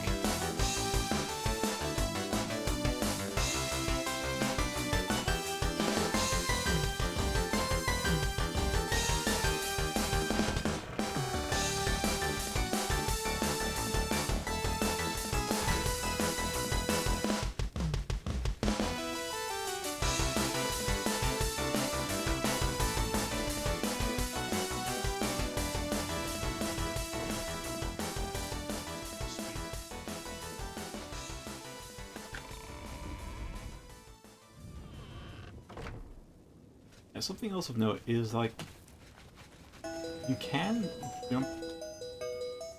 Wait, that's the note. Okay, but like this rubble over here, they can jump over. That leads to the area by the main gate. First off, you can't actually jump over it because there's an invisible wall. Even if you use a carrion flight, invisible wall here.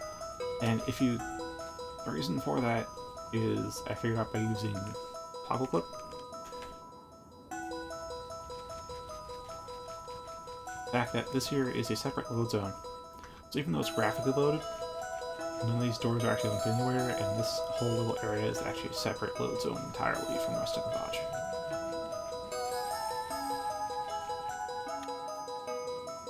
So even though it would make perfect sense that you could jump over and go deal with that, you can't and you shouldn't. You really shouldn't. So I haven't explored this note, just occurs to me.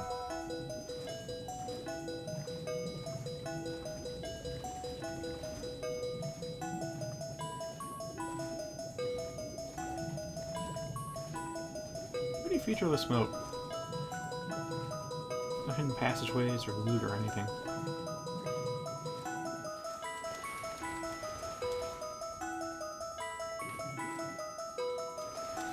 you're wondering why I jump into the water, it's because I literally have a hard time getting enough momentum just running downwards to break the water blocking effect.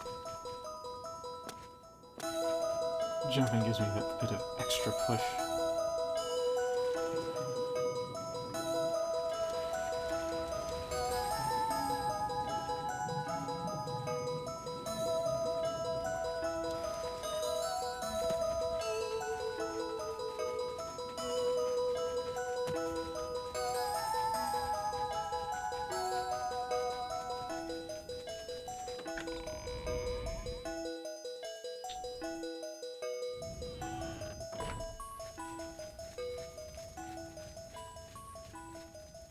Pleasure to speak with you.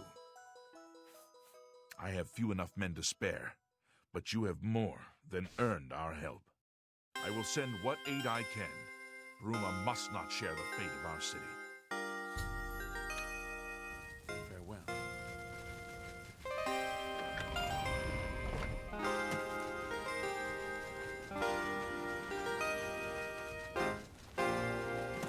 Right, that there is all of the cities. Ah. Should probably do love for the divines then. Oh, fantastic.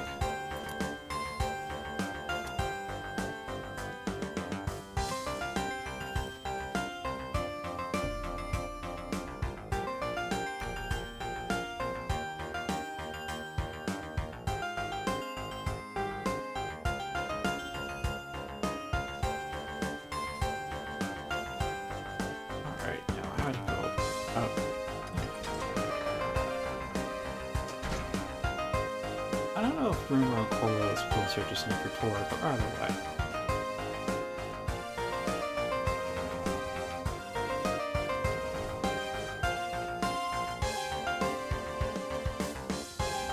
Actually, as much as I want to try out Wizard's Fury, Undead are immune to cold, so... figure it out.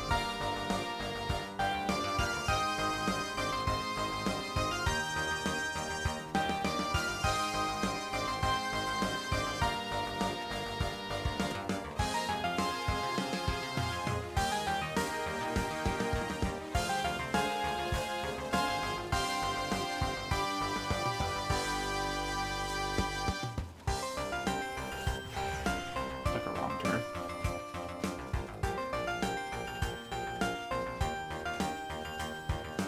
Ah, well, I reported back to the Mages Guild about Mana Marco. I got the advancement and the Wizard's Fury spell, but I did not ask for further tasks. I'll do that next stream. And I have contacted all the cities for aid for Bruma. Now I gotta go do Sacred Tour, and I'm hoping to have the Great Gate closed by the end of tonight, but I'm gonna end the stream in about 53 minutes at the 3-hour mark. Regardless of what progress I'm at.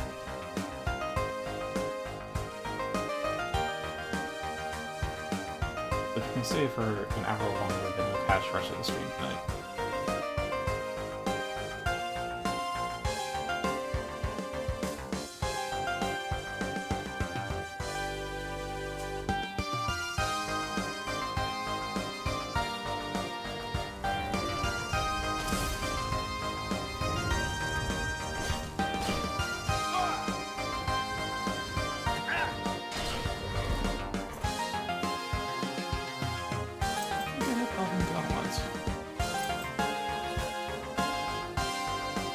I believe it was this way to Sacred Tour.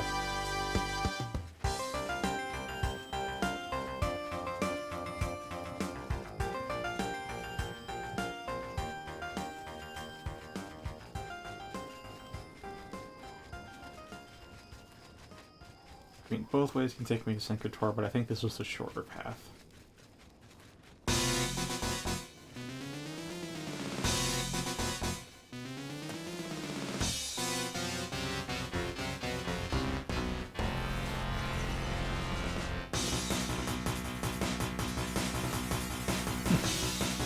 I know that feeling.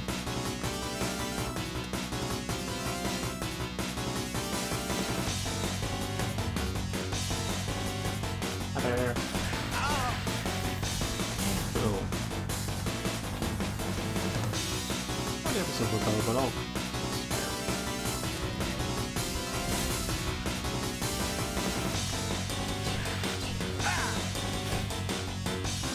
So I learned in Oblivion gates, and I have recorded some footage with Shadowplay, that Olympus combined with Mirror of the Mountain is fantastic for ragdolls.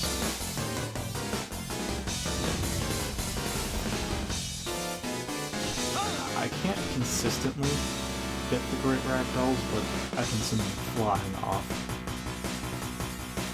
I don't know, like in game units, I think maybe like 100 feet is probably the farthest I've sent something flying from the mountain.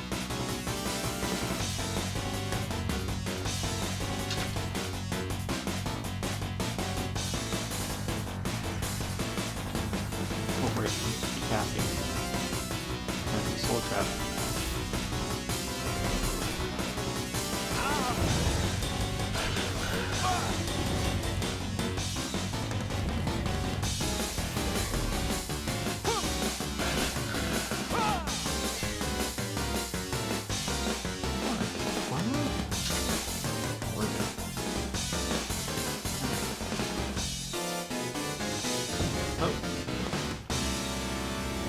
That's not a spell.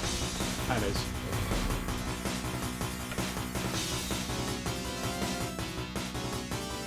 Oh, now no. Ow.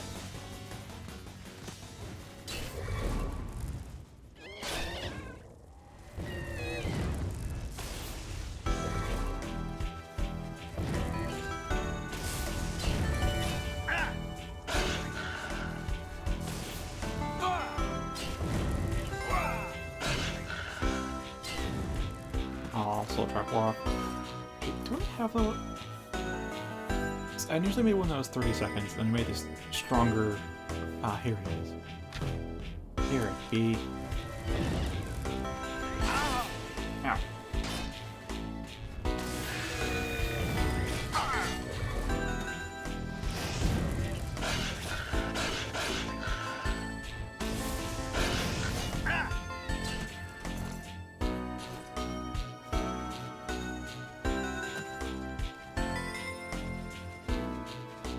Yeah, I might keep doing soul traps. Depends how expensive full soul gems are. Because they could make up for it.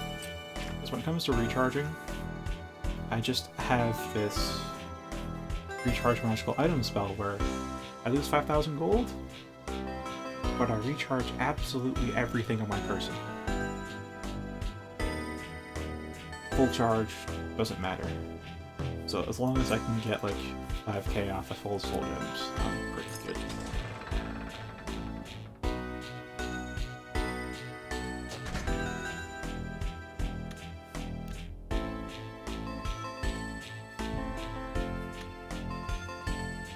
I think I should use Inner Light or Memory of Light. No. I'll keep with Hunter though, because attack life.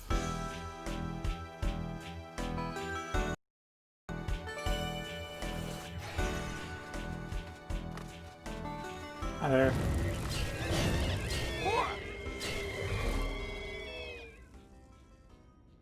Maybe I should be sneaking. It's rather dark after all.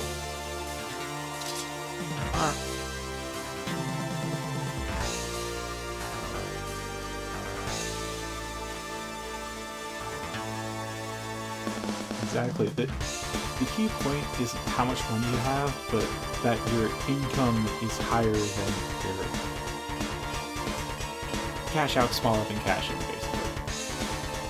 As long as that stays true, you keep getting richer.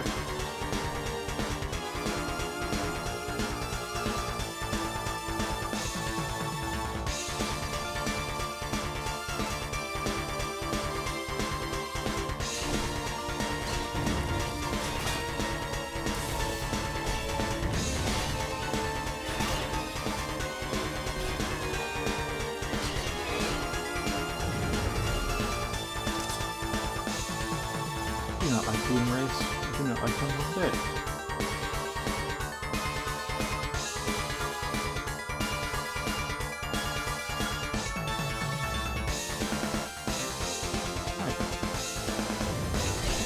I wish I had a soul trap dagger. Gotta be honest, I really do.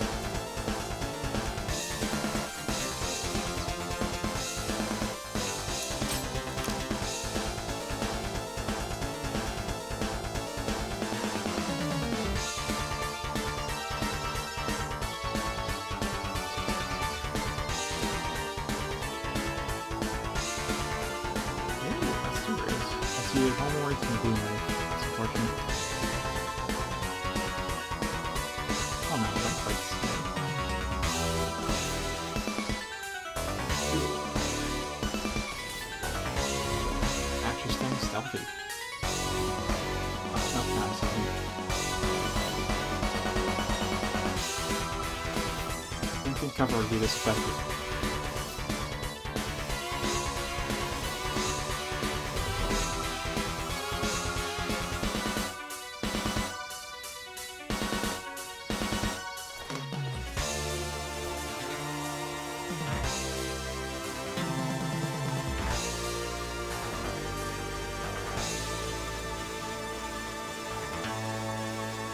Yeah, that is a good way to be. They say money isn't everything, and that's half true. You need money to get everything that you need, but once you have all that, you don't really want money.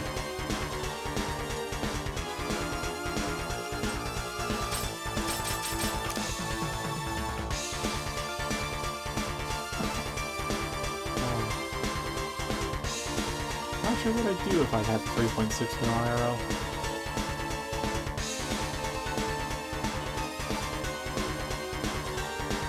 I still haven't had an income yet because my parents, when I was young, were very obstinate against me getting any kind of a job. Like, if you need money, we give you money. And now they don't have money to give, so...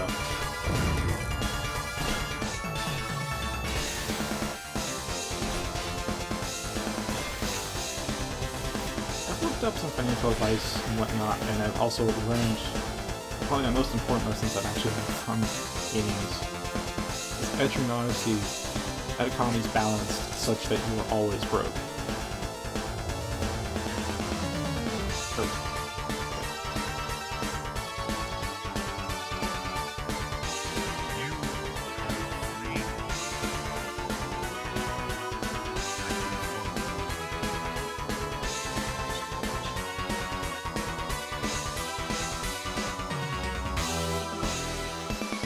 Yeah, so it's like, not that experienced with finances. I can't say I'm clueless, but I'm pretty hesitant about what exactly to do with that 3.6 round.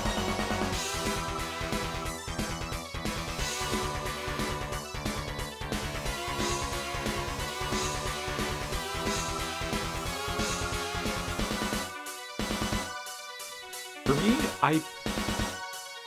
personally, I'd want to enjoy my life, and right now, what I get the most enjoyment from is playing games, so I'd probably invest into stocks and bonds, invest into real estate, because if you rent out property, that's a constant stream of revenue.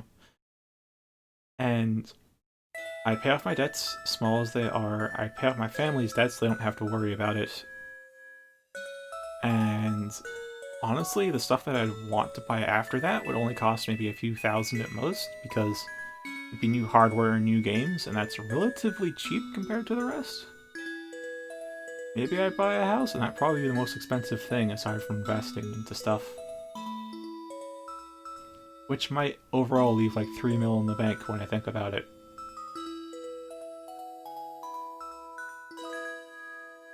Or not, depends how costly the property is. Yeah, basically, what I'm doing right now is what I would like to do if I didn't have to make money. Streaming video games to whoever wants to watch.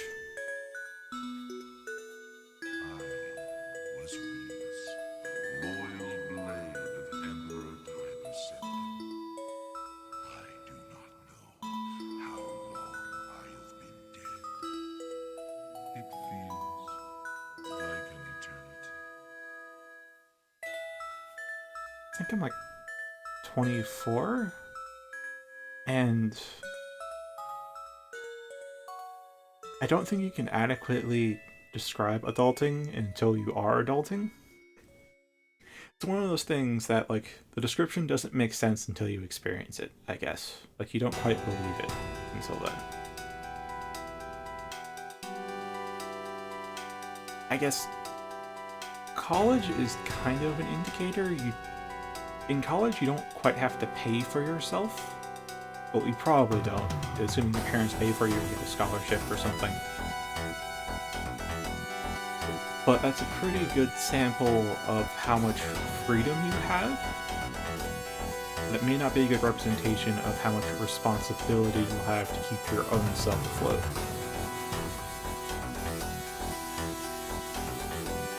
I will say though, no matter what anyone says, college is easier than high school.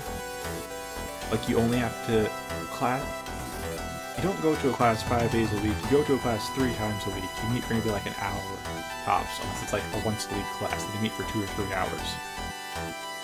And these are all like random times of the day, and you only attend like 3 or 4 classes a semester, so it's like, I don't know, it's like 3 means, it's like 12 times you have to attend class per week, at the most. And for a lot of professors, they don't even really take attendance. You don't have to attend classes if you just get the material and do the testing on whatever work they assign you. So, yeah, college can be pretty easy.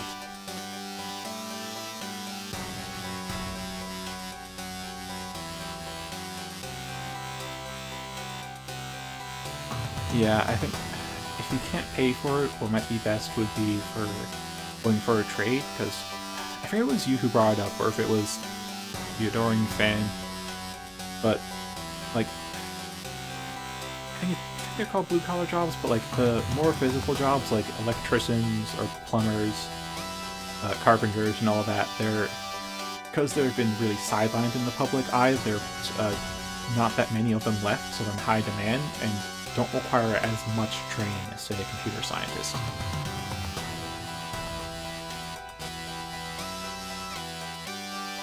Yeah, when it comes to computer science, you don't need a degree to get a job, but if you want to have a high-ranking position that's related to computer sci, you will need a degree.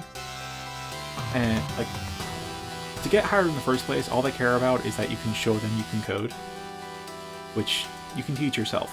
You don't need a degree for that. If you want to go up to a very high-paying position that's like, say, 600k a year or something, you will need a degree. Otherwise, you'll have a hard time advancing.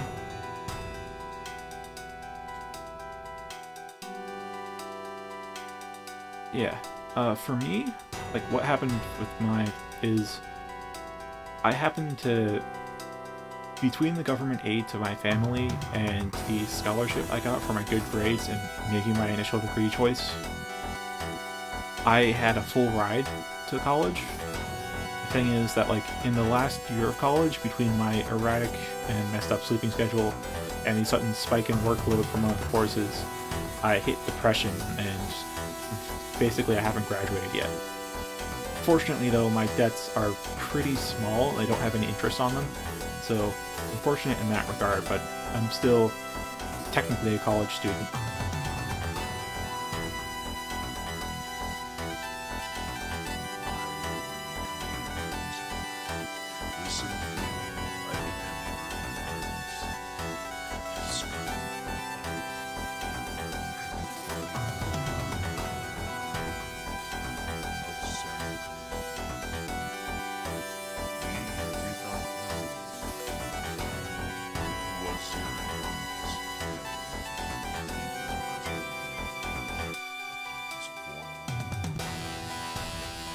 Yeah, the code thing that I'm working on is actually the senior project, which is due in like 2 days.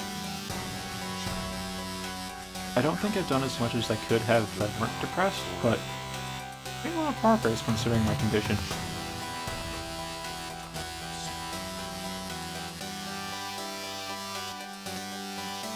I was not paying attention to what he was saying at all.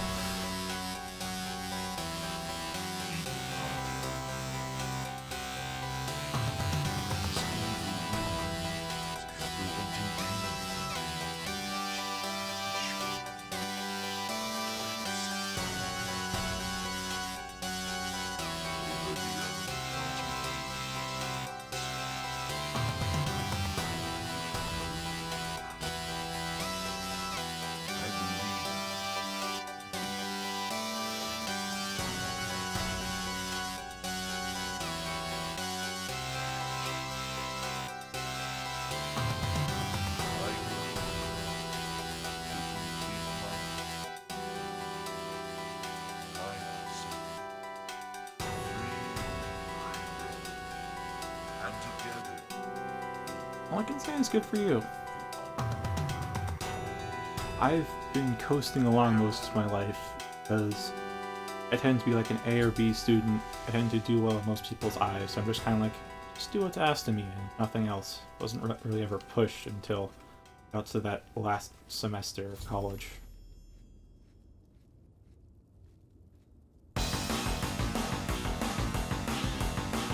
Yeah, you're probably faring better in life than I am.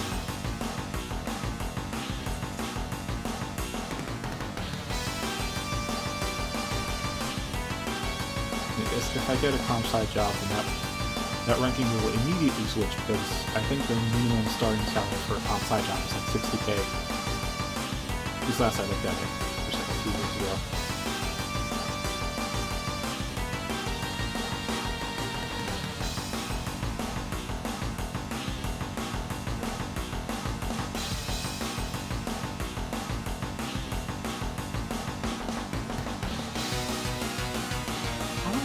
Summon for more of the resources for me, or if I should keep doing sneaky back stuff.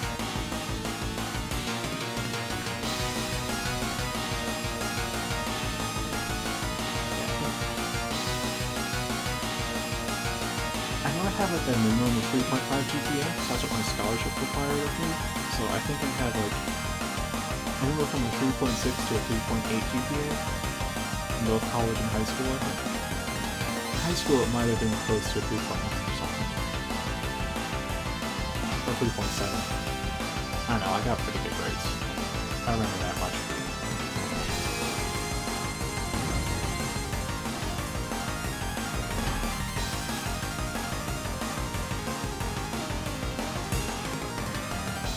Like...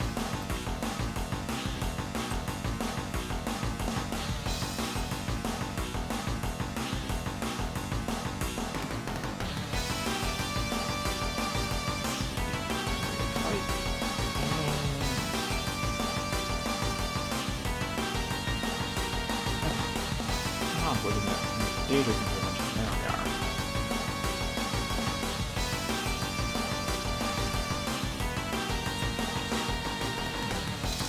Right then. Okay, well then. There's a switch.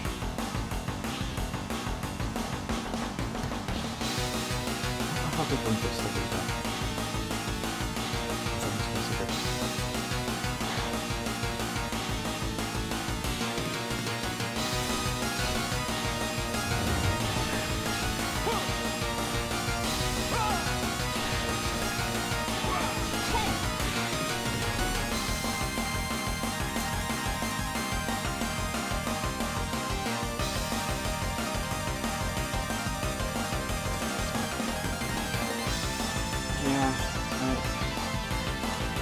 I kept some of my schooling knowledge with me, especially from the sciences. I'm really surprised how much I kept in physics. It's not formula-wise, but at least the understanding of how the universe works. I always ticked with me. Biology, I did not remember too much. Same with chemistry.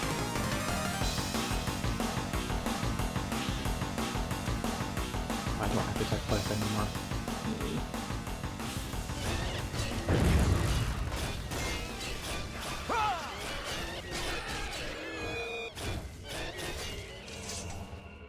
Oh, I don't have any Aryan Soul Gems left.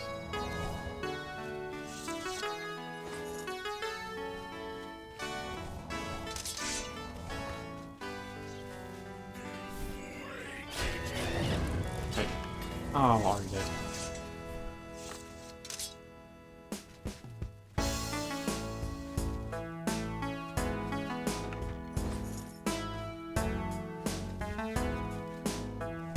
Given how quickly they're killing them, I'll probably switch to the stronger version.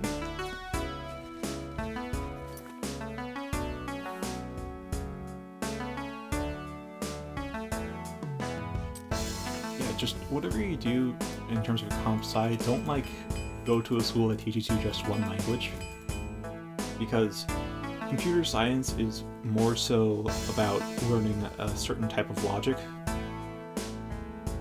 And the language is just secondary. Like, you can just Google the syntax for stuff. Comp sci jobs, they don't expect you to actually have memorized language. They just expect you to be able to solve the problems that are presented. And if you go to like a trade school for like 6 months just to learn a single language, you probably aren't learning the logic that you can carry over to another language. You'll have to keep going back every time you have to switch languages.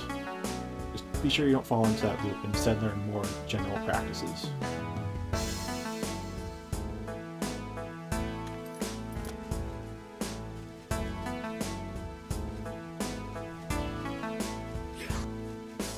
I can tell you, over like the past week, I've had to Google a lot of really basic stuff, like how to do arrays and things, stuff that you learn in like the first month of comp sci. I still remember how it all fits together. There. Oops, that's not stuff.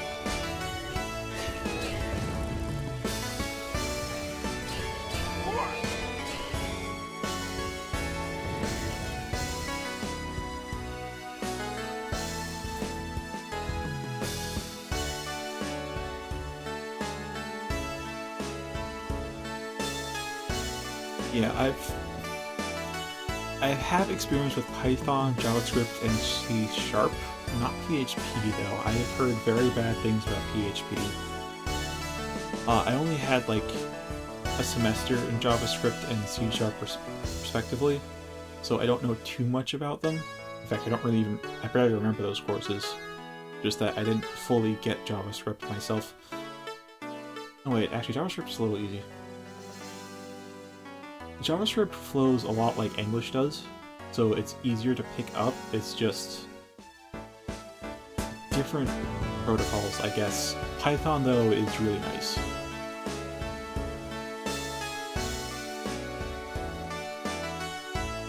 Yeah. Python is a great beginner language. It flows a lot like English. It doesn't have any of the nuances that might trip you up, like having put semicolons at the end of everything.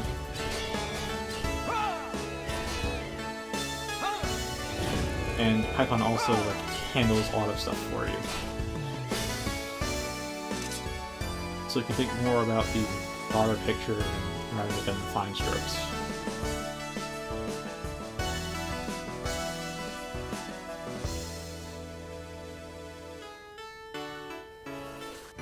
Yeah. For me, I learned primarily C++ and by extension a bit of C, and I only had one semester in it, but it kind of stuck with me just how nice it felt to do, which was assembly language. It's like one step up from binary. I doubt I can write a full program in assembly, but I just really like the idea of it. You seriously not see me? There you are. I know I have 100 stealth, but I wasn't sneaking.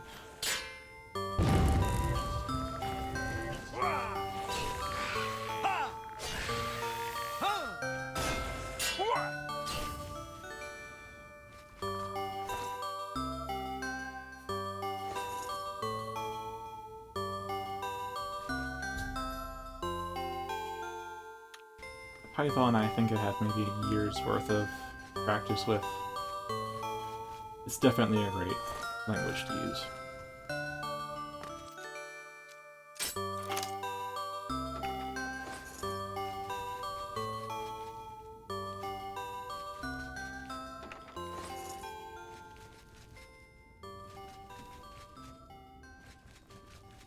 But I'm not sure if you even need to really learn coding to get a programming-related job, because I've definitely heard a bunch of stories about mod authors getting jobs because of the mods they've made. And that's more so about using the engine tools than it is learning the coding, which is kind of a thing more so nowadays. Like, they don't seem to hire that many coders. Like, they have like a couple to write the tools that then everybody else uses.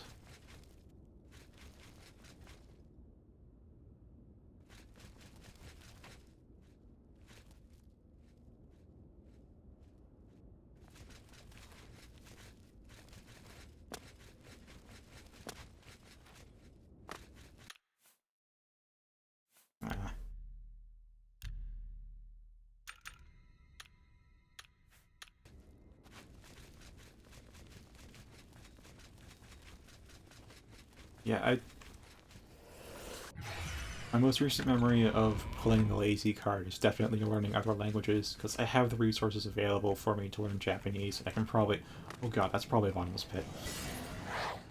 Sorry, I thought that was... Is that water? Is that water or bottomless? Because that looks like a water line. It also looks bottomless. Eh.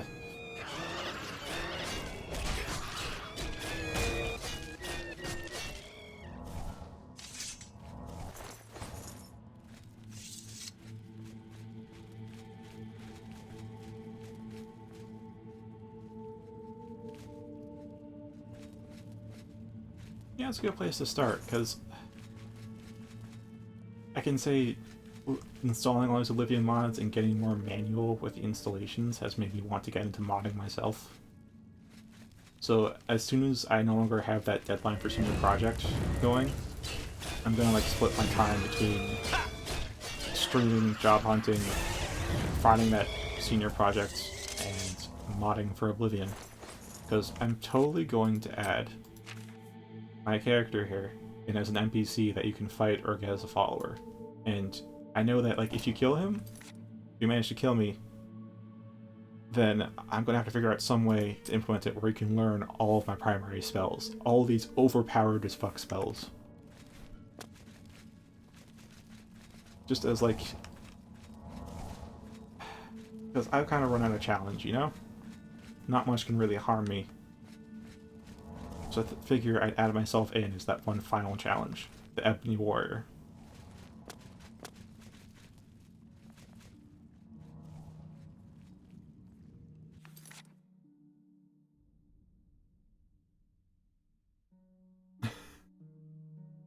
Oh, that's quite the dream.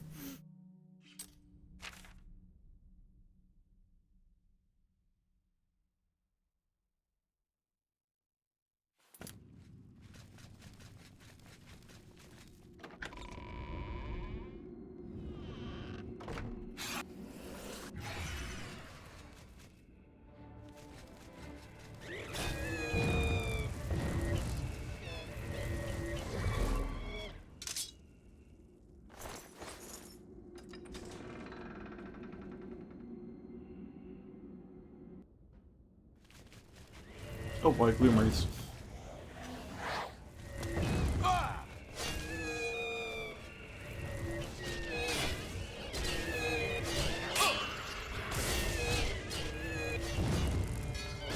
Alright, that's one down. Both down.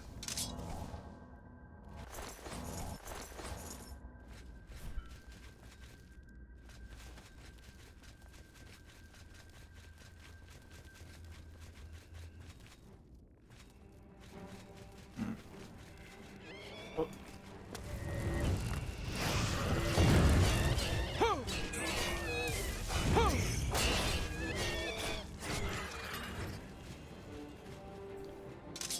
Yeah, so the senior project I'm working on is I'm just coding a GBA game that I'd like to play. It won't be that playable by the end of it. It'll mostly be a prototype. So right now I actually have a player sprite loaded, and you can move around and you can change the movement speed by holding down the left trigger. But I don't have much else implemented yet. And I'm not fully sure how to handle sprites, so that's going to be the biggest obstacle for refining it, because I don't quite know how to convert the sprite sheet into something I can really work with. I have a tool for it, but it's not coming out right. I probably have to edit the sprite sheet some way.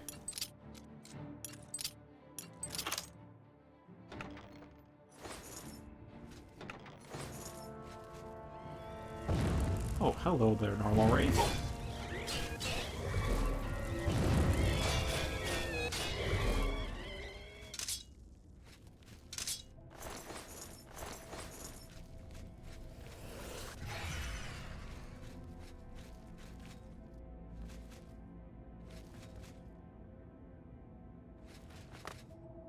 Yeah, that's going to take a while. Like, until your coder gets any kind of tools up and running, the rest of you are going to be twiddling your thumbs, I'd imagine.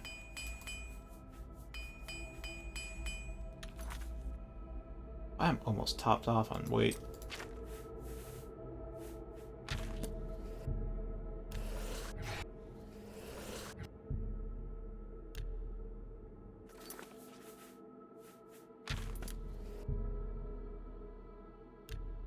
Yeah, I'm by myself in developing my own game, so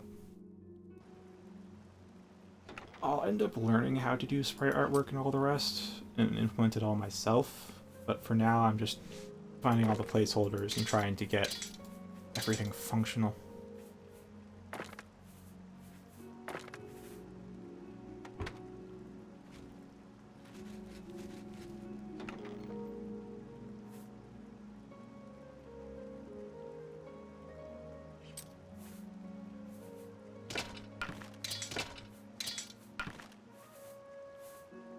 Hello, Dagger of Paralysis.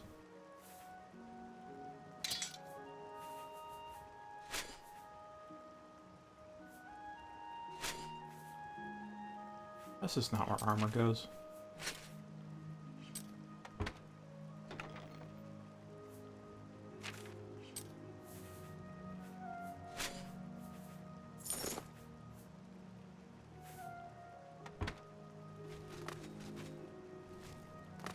I don't think I got any notes or books.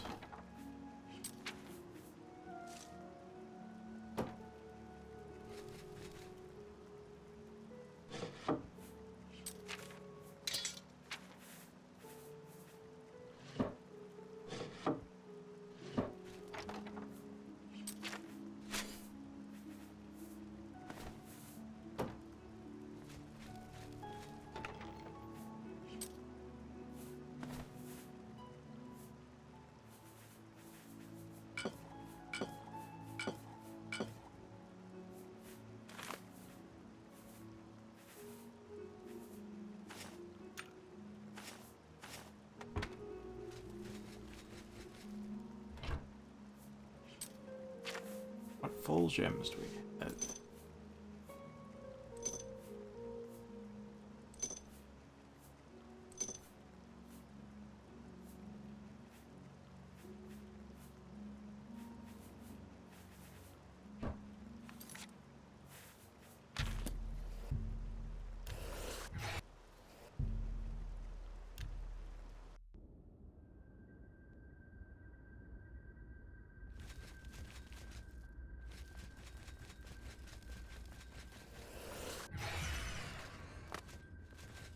Honestly, because I split my attention between our conversation and this, I am so lost.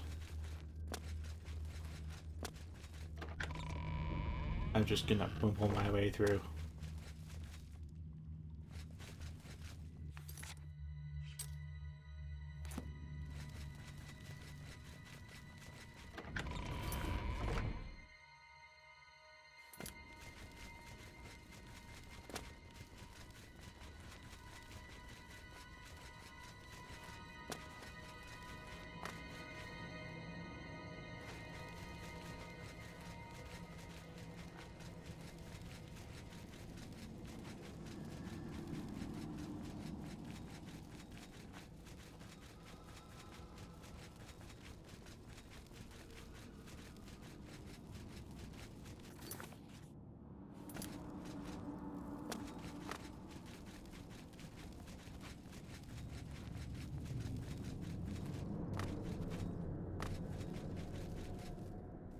That's a lot of blood for an undead.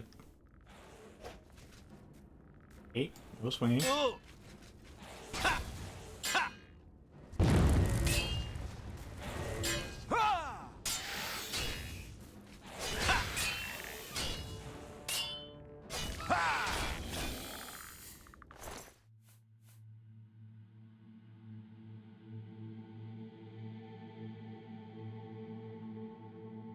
Oh wow. Like for Skyrim? Or what? Because I know there's like the creation shop on Skyrim, but I don't know if anywhere else it sells mods. They've generally been a free enterprise.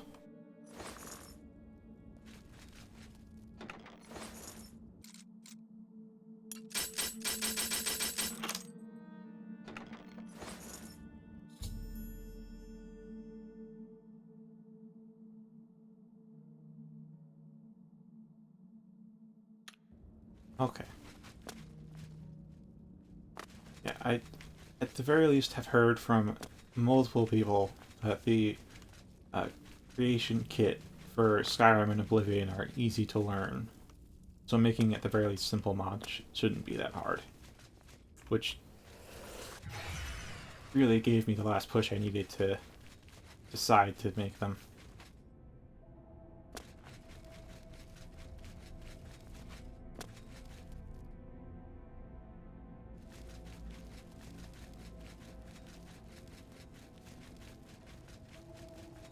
Yeah,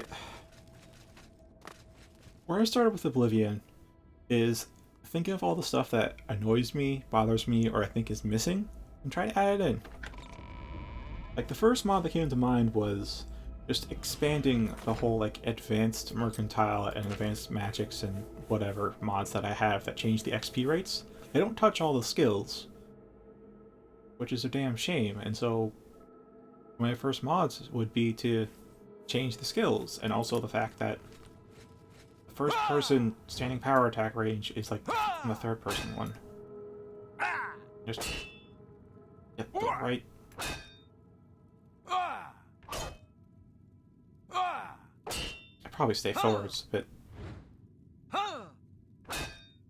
yeah, I'm listing forwards a little bit. See, that misses. Misses in third, but hits in first. And it's the opposite with one-handers. That bothers me, and I'd make a mod to fix that.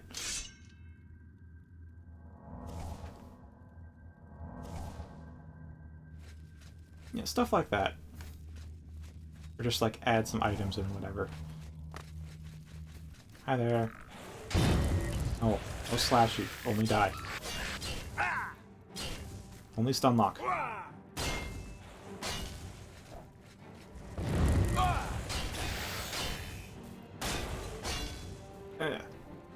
No knockdown. Only stun lock. Or reflect damage. That works too.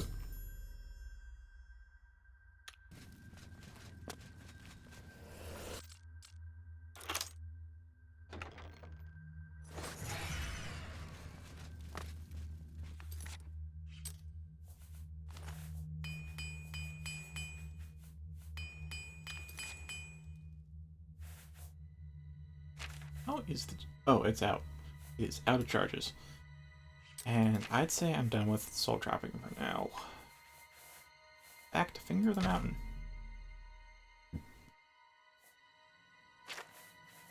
But what about... Well, I don't know if I should switch to... Yeah, they're full chargers. I should make use of them. Ah.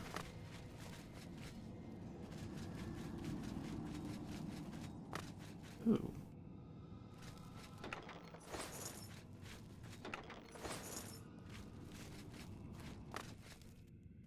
Hi there.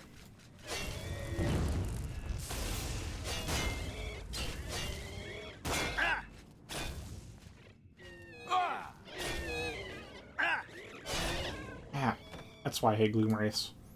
They have a really high success rate for that.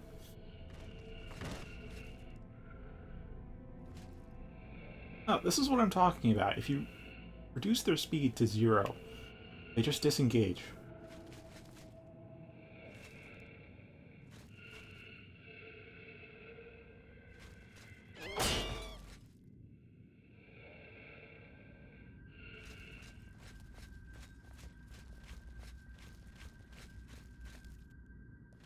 Oh, there already is a cheat room, by the way. Hold on. I gotta save before I go there. Not for stability reasons, it's just so I can get back here more easily.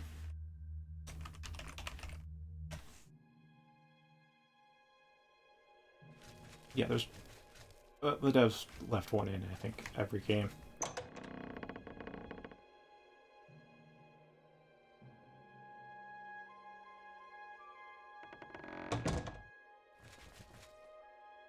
All the stuff. Come on. I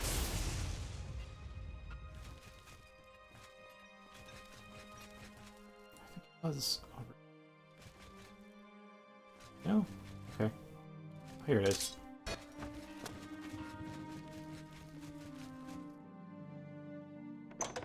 Yeah, I didn't know about it until recently. It was... The first time I heard of it was when I installed this mod. It just adds this sword, and it said they added an extra copy in the testing hall.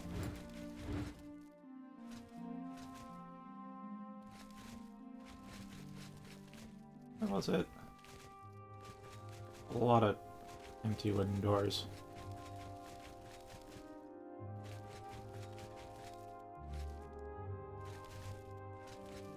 The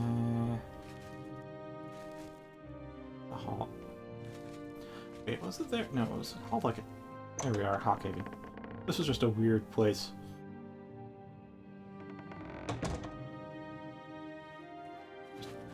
You look like you've swung a mace.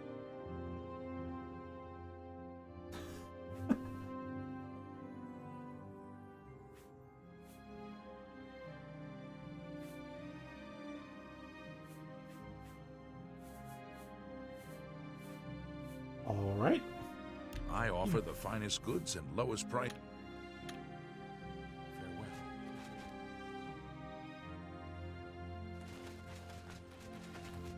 Farewell. I'd say if you aren't using the tools and coding it yourself, like if you aren't using an engine to do things for you, then the most common language I've heard of is C rather than C++. Because of, gosh, C++ is great for object-oriented programming, which is good for general stuff, but gaming programming, especially towards the end of the 7th gen, took a shift towards data-oriented programming, which is about optimizing memory usage and how fast it is to access, and C is better at that than C++. The C++ puts in a lot of safeguards so that you don't end up screwing yourself over by accessing places you aren't supposed to, or like getting trash data, but that means you don't have as much control or as much speed when it comes to memory access, which is what you need for... Well, it's what you get with C.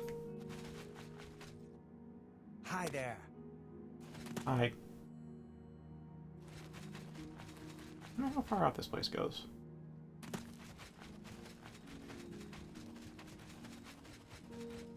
Since I haven't modded myself yet, I assume it's probably just using the creation kit tools. So using engine tools yourself for it. Oh, hello. Statue we got here.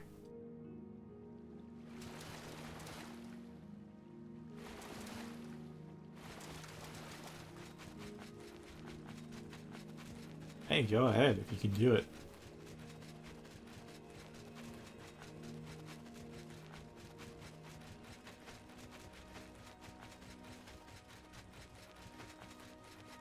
From what I know of HTML, I just have a hard time seeing that actually affecting something that's not like a browser game. Oh? More to this place? Hi there.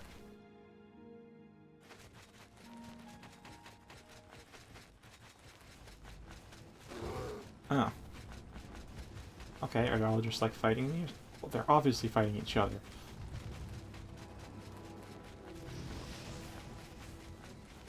And I don't know if it's the FOV or just the sheer number of NPCs, but this is lowering my frame rate.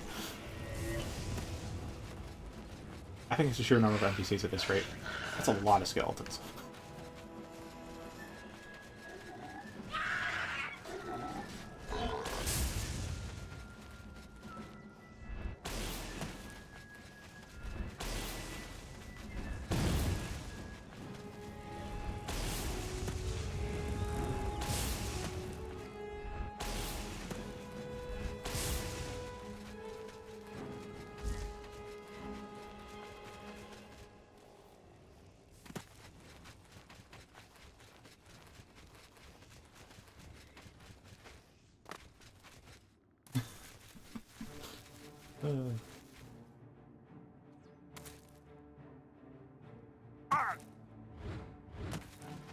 Alright, I think this is enough fooling around in the testing hall. Back to our regularly scheduled program.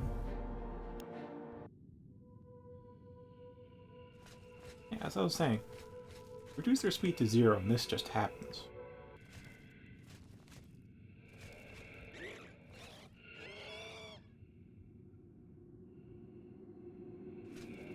Yeah, C is, I'll say this, if you learn C++, just about everything except for, I think, classes you can apply to C. Like, everything that you can do in C, you can do in C++. It's just that if you do it the default way that's, like, provided in included libraries and such, then it's the safer, slightly slower way than it would be in C.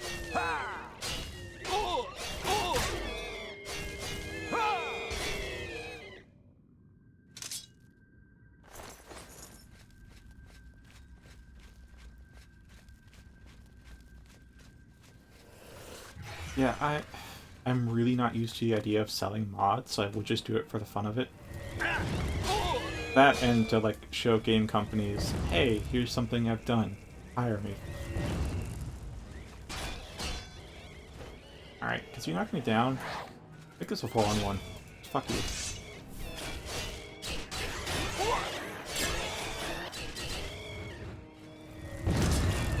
Seriously, second one?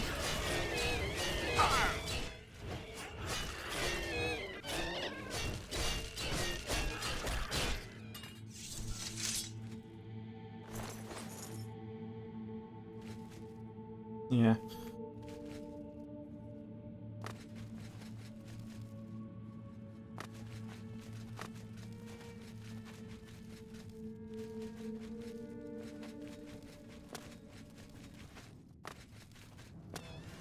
Hello. Already immobile? Already immobile.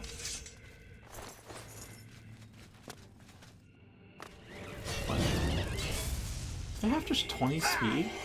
Jesus.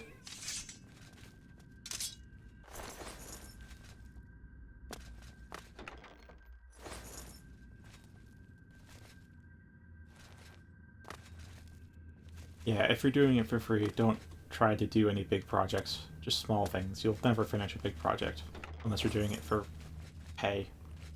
Otherwise, you won't be able to focus enough attention on it. It'll slip your mind. You'll forget what you're doing and all that. Do they have just 10 speed?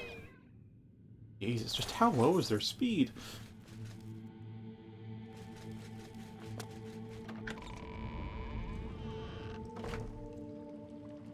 Oh, what is water? Well, now I want to go down to the bottom.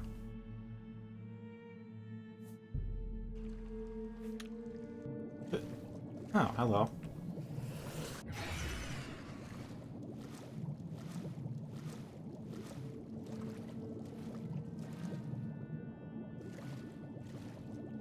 It's just deep enough, you can't see it from the surface.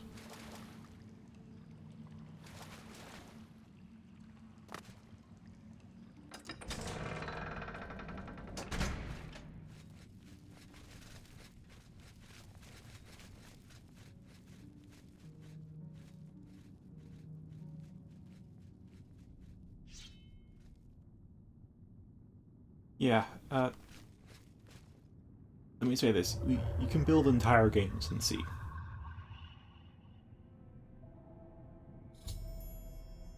Like, the base code for...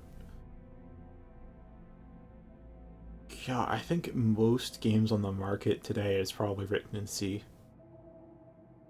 Like, especially if you go back to, like, before 2010, they're working with engines, but those engines are, of course, written in C or C++, probably. Actually, they're almost always written in C, because C is just the fastest language that doesn't get into too low level. Low level is in, like, how close to binary it gets, because if you get too close to binary, it's just really hard for a human to comprehend what the hell they're writing. C is usually where a lot of game programming is done. So C++ is, again, fine. Everything you can do in C, you can do in C++, and a bit more. Just know that your program in C++ will run slightly slower than C. It may not make a difference on modern hardware, but if you really want to squeeze the most you can out of, say, the consoles, then you should go for C.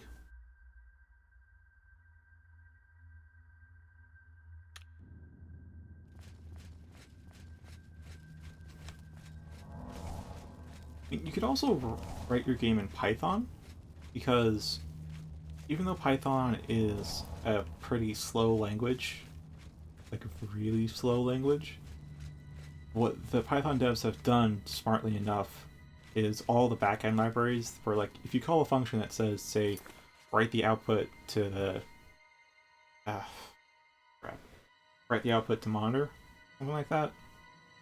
Instead of executing it in Python, it'll just call a C function with a Python handle. So, like, you'll say in Python, write this to that file, and then the actual included library they're calling upon is written entirely in C, so it's Python is just about as fast as C, but much easier to handle, because Python interpreter is a bit closer to English.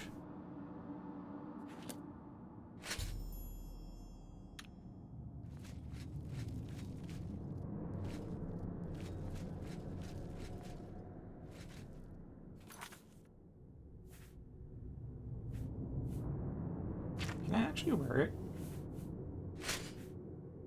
Oh.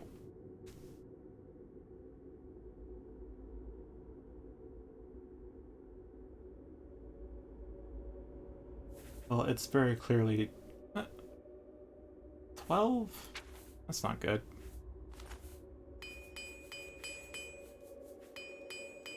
Ah, crap, it's 3 hours.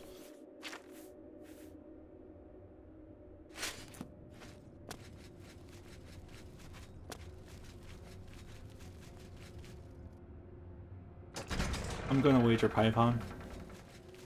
I personally am more comfortable with C++ because that's what I spent most of my time learning. But Python would be the easiest to pick up of the three.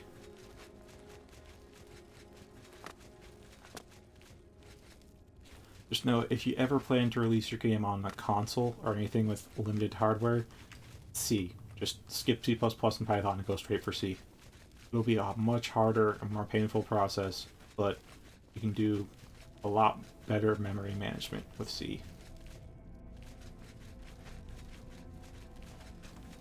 Which coincidentally is a lot of what happens with the GBA, because there's no operating system on the GBA, so I have to, like, I don't call a function to stick things into VRAM. I have to stick them into VRAM myself. I have to stick... I am the operating system, basically.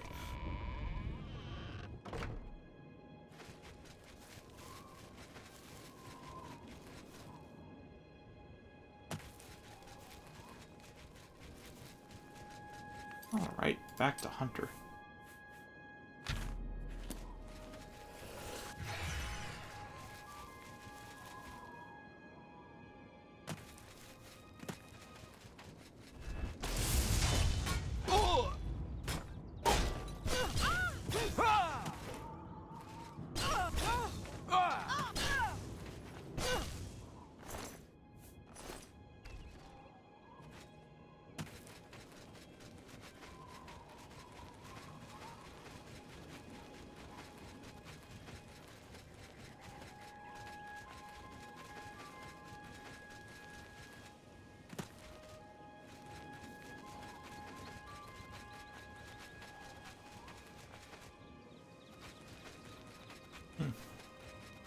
Same kind of gameplay?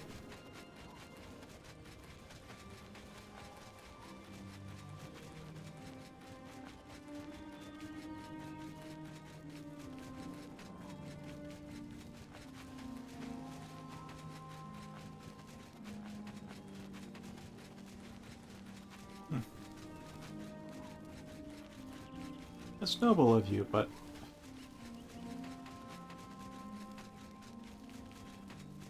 I don't know how well fair microtransactions will go over. There's a reason they're exploitative.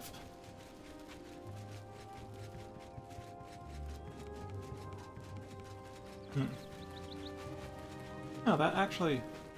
I'll probably make a higher quality version of Oblivion with just standard generic assets in, like, Unreal or Unity. You probably won't even need to learn coding for that. You can just get some free assets or buy some assets and stick them into your game.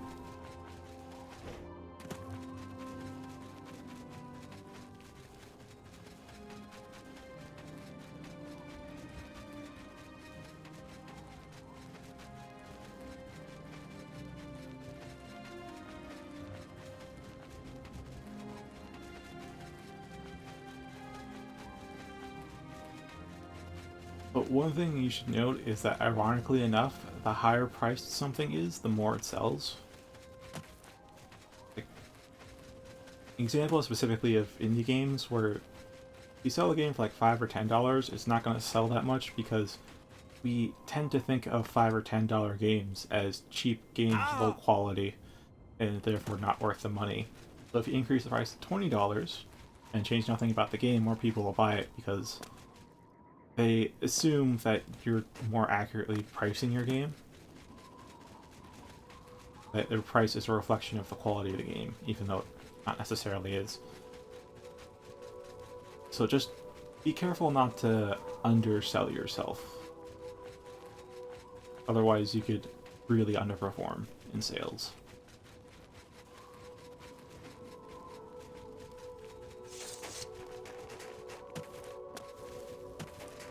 Yeah, there was a whole, like, gosh, I don't remember a link to it or even the title, but there was like a GDC talk analyzing indie sales over like the past couple of years.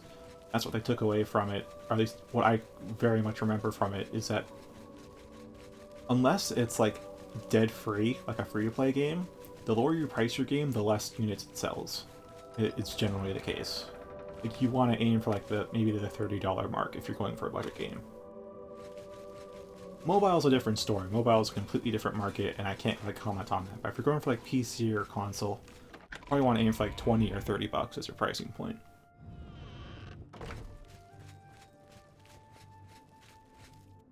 My progress on the Mysterium Xerxes is slow, I'm afraid. How goes your search for the armor of Tiber Septim? The Septim blood may flow through my veins, but you have the soul of a hero. The armor of Tiber Septim himself. Geoffrey will be amazed to see it. You can reassure Geoffrey that I will not destroy the armor. All I need is a scraping of Talos's divine blood. Yeah. The blades are as touchy as priests about relics of Tiber Septim, it seems.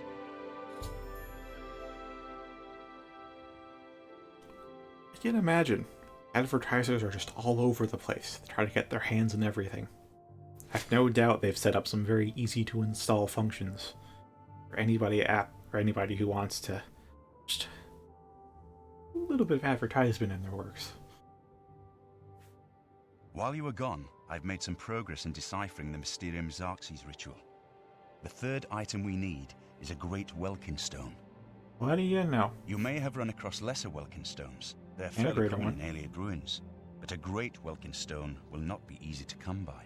You mean this one They here? have been plundered one by one over the years, due to their great value to mages and occultists.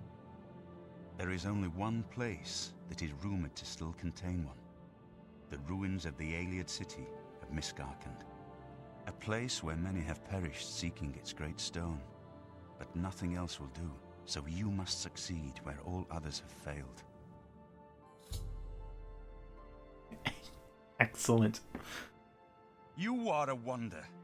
Not only the hero of Kavach, but the master of Miskarkand as well.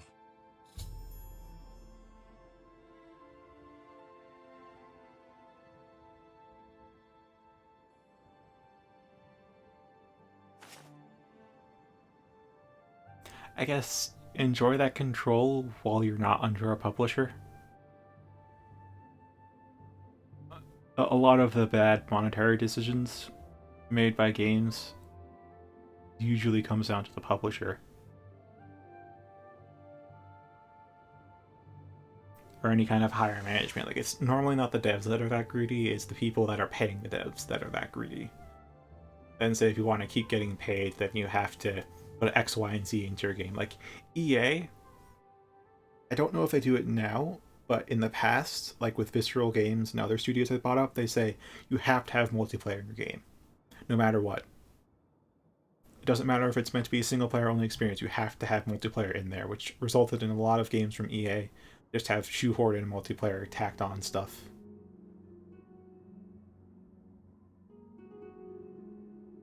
I should have seen it sooner.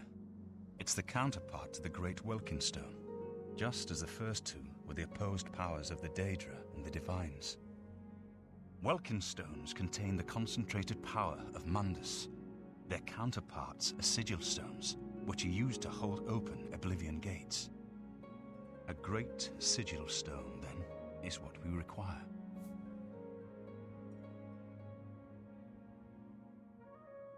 Yeah, from the stories I've heard, solo dev time can be a couple of years up to a decade per game. It depends on the quality and scope of it.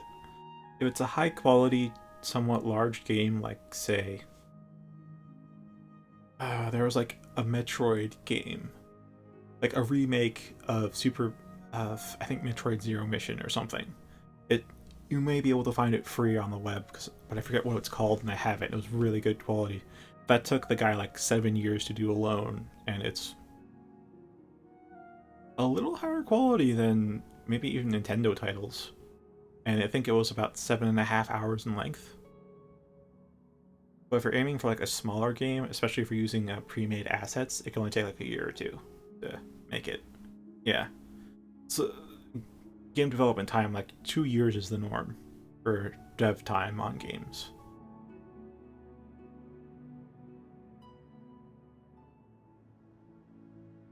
And beware of scope creep. Like, you're gonna get excited about the game you're making and try to keep adding stuff to it. Don't. Keep to your core vision as much as you can, otherwise you're just going to keep adding stuff to your plate and then never finish it. Yeah, those should be relatively easy to turn out. Like, the yearly titles we keep seeing from Assassin's Creed and Call of Duty, that's not one studio working on them all. They have, like, 3 studios that rotate off on them. So each studio works on, like, an Assassin's Creed or Call of Duty game for, like, 2 or 3 years. And they alternate off, so the actual title's released every year. You're not going to like it. Joffrey doesn't like it. The Countess of Bruma certainly isn't going to like it. Great sigil stones are the anchors of great gates. The kind of gate the mythic Dawn opened at Kvatch. The kind of gate the mythic Dawn wants to open here to destroy Bruma. I said you weren't going to like it. The risk is great, I know. I was at Kvatch. I saw the terrible power of the Daedric siege engine. But we have no choice. The only way to recover the Amulet of Kings is to allow the mythic Dawn to proceed with their plan to attack Bruma. No. I'll lead the defense of Bruma myself. If I am to be Emperor, it's time I started acting like one. Remember when we first met in Kvatch? I told you that I didn't want any part of the God's plan. I still don't know if there is a divine plan, but I've come to realize that it doesn't matter. What matters is that we act, that we do what's right when confronted with evil. That's what you did at Kvatch. It wasn't the gods that saved us, it was you. Were you acting for the gods? I don't know. But now, it's my turn to act. Please, my friend, I need your judgment, not your obedience. I explain myself to you so you understand me, and so you can explain to the Countess. I'm afraid she may take a bit more convincing than you. Good. Have her meet me in the Chapel of Talos for a council of war. That seems a fitting place to make such desperate plans. Oh, hello.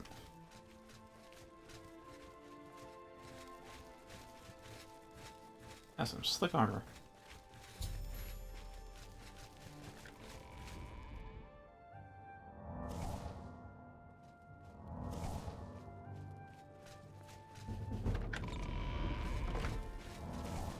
Yeah, that is possible. And the early game from like around the year 2000 and before then was usually like max 12 people and worked on it for like max year or so. So if you're aiming for like a Game Boy Advance quality game or something around there, then yeah, you could probably do it in a year with the tools now.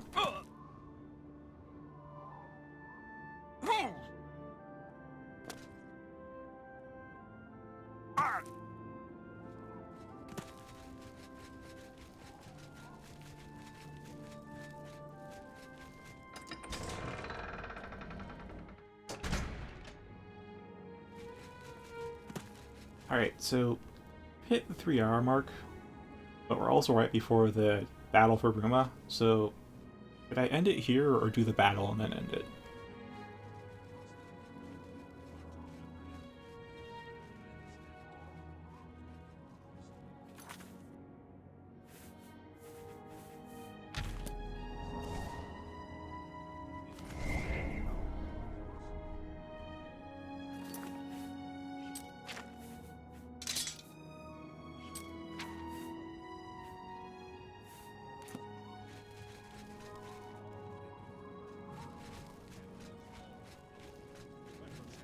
Okay, let's do the battle.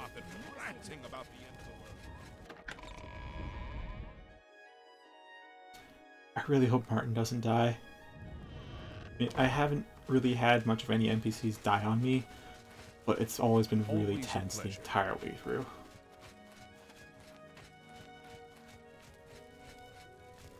It's wonderful to see you again. Greetings. What news from Cloud Ruler Temple? A desperate plan indeed. This prince? Emperor?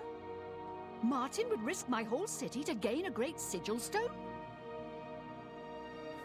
This is the only way to stop this invasion from Oblivion? I must confess, you are the first person to speak of victory against these Daedra. This war has seemed hopeless to me. But what else was there to do but hold on and wait for a hero to arise to save us? And now it seems there is an heir to the throne after all, hidden at I think Cloud I've Ruler heard of Temple. Exile Kingdoms, but I definitely And haven't perhaps played a it. hero as well?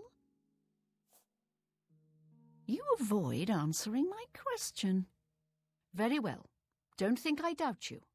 The rulers of Bruma have long had dealings with Cloud Ruler Temple. We know whom they serve. I will meet Martin at the chapel. When all is ready, I will order my men to stop closing the gates and prepare for battle. Must have a bunch of sigil stones lying around. Unless they threw them away. They actually might. Always a pleasure.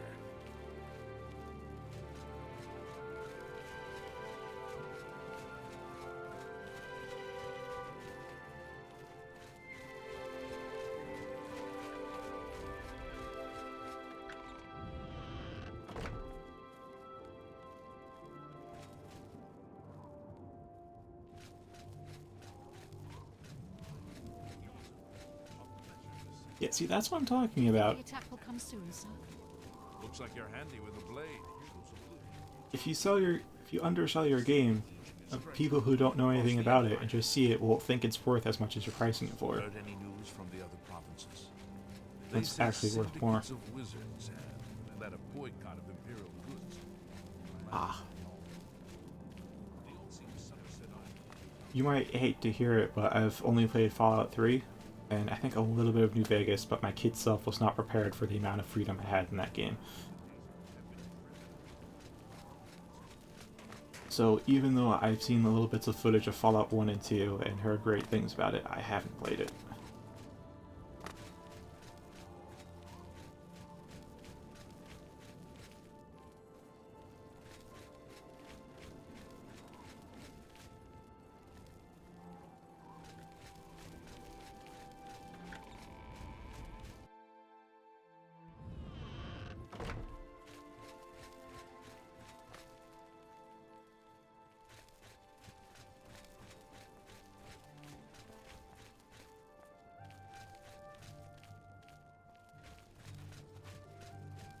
Your Highness, I am Nerina Carvain, Countess of Bruma, at your service. There is no need for any formality at this time. I am not Emperor yet, and I am quite new to this notion of being heir to the throne. Thank you for coming. I know I am asking for a great deal of trust, but this is the only way. I would not suggest it otherwise. Your champion has already explained the situation to me. I have agreed to it. We will not win this war through caution. You have a rare gift to know when desperation is the path of wisdom. I will do everything in my power to defend your city, my lady. Oh yeah. If Bruma falls, the Empire falls with I'd personally start with a world building. So be it. Start with some premise for a world, like how it's different from Earth, and then try to build it logically out from there, like how society would be different and all that.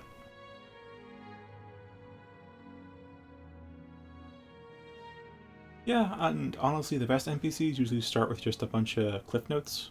Like, you don't have to start out with fully fleshing out every NPC, just make a bunch of bullet points about what they are, and then get to specifics when you get there.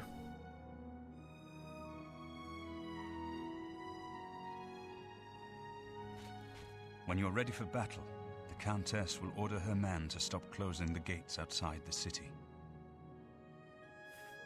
As a young man, I grew impatient with Mages Guild restrictions, as did many of my fellow apprentices. We threw ourselves into the riddles of Daedric magic. We hungered for forbidden secrets. Knowledge and power were our gods. You can guess the rest. We got in over our heads. People died. My friends died. I've put those days behind me, but the bitter wisdom that one has been a fool is not without value. We must allow the Mythic Dawn to proceed with their plan to open 3 lesser gates outside Bruna. According to the plans you captured from those spies, they need 3 lesser gates open before they can open a Great Gate. The Great Gate will allow them to bring out the siege machine to blast the walls of Bruma, just like at Kavach. But it's our only hope to get the great sigil stone we need to complete the ritual. You'll have to act swiftly when the Great Gate opens. I will. As long as no one follows me, I can blitz through. I'm ready for battle when you are, champion. What say you? So be it. Bruma's fate is in the hands of the gods now. And yours. Bird, deploy the troops for battle. As you command, Countess.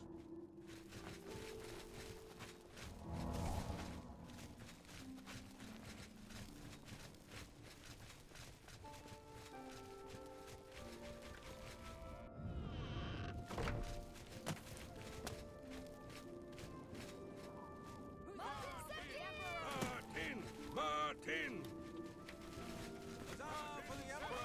People really like the Emperor. Huzzah for the Emperor! Martin Septim! Martin Septim! Martin Septim!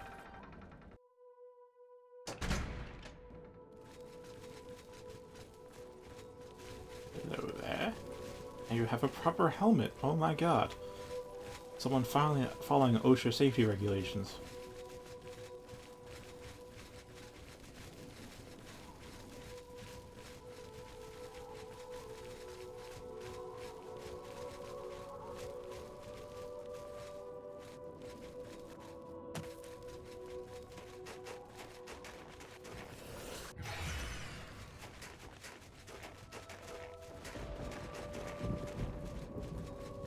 I'm so tempted to just run in and close them, because they should spawn infinitely. That'll give me a lot of sigil stones, but that'll also waste a lot of time.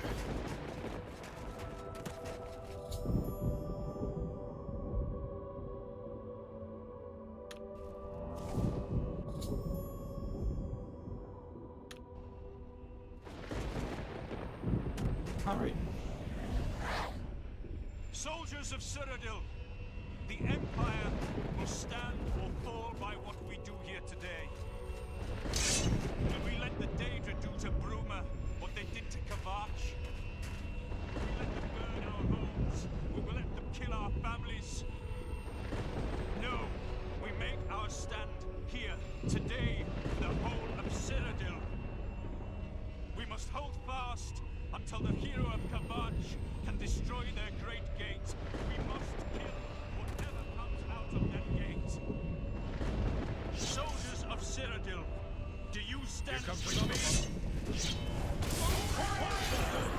Hope I didn't hit any allies. I think I did though.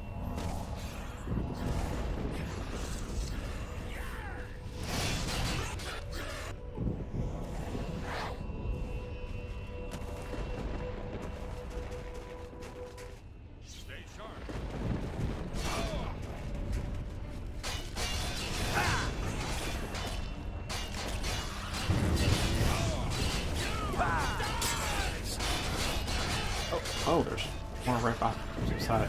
Good dick. But whoa, whoa, that guy was fast.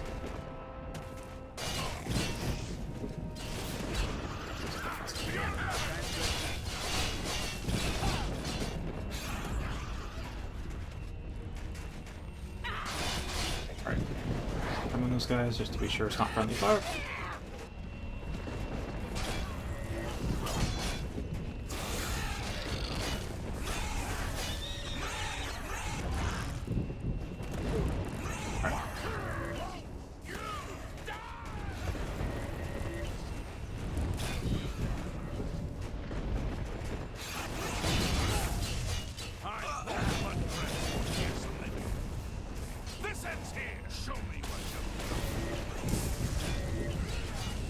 Oh, that's how they form. That's pretty cool.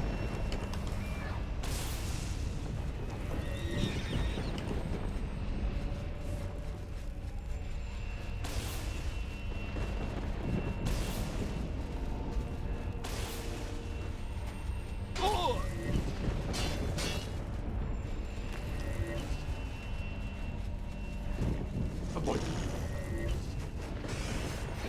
Well, it's really hard to see them.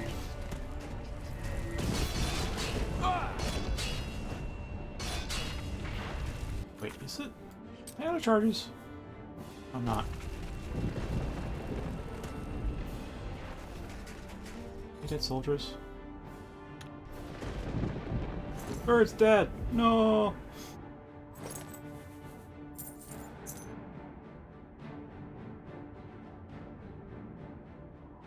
Yeah, I'll give you feedback. Do you want, like... Tell me what you're prioritizing with this story, though. Like, how consistent it feels or how emotional it feels. Because if... It's most important to have a vision with what you're going for. And then I can tell you if what you're doing adheres to the vision or not. Or, like, conveys it.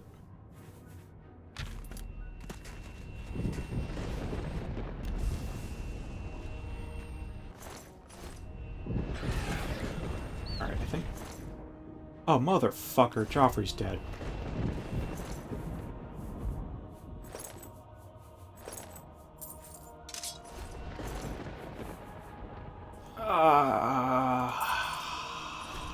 God damn it. Alright.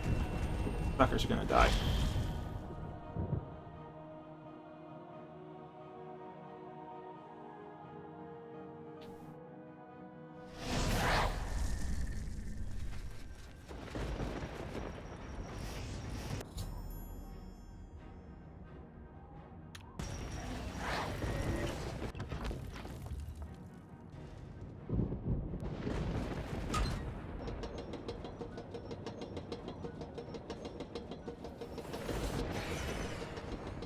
I think you have like 15 minutes or something to close the gate. I forget how long.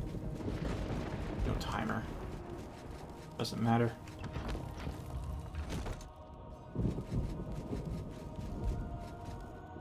Come on, make it. Yes.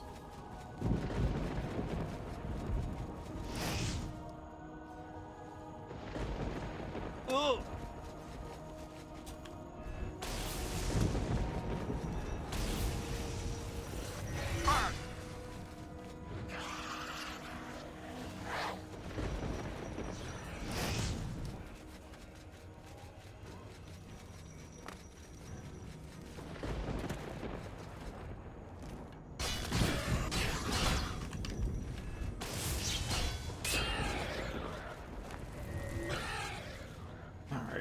Gate's closed.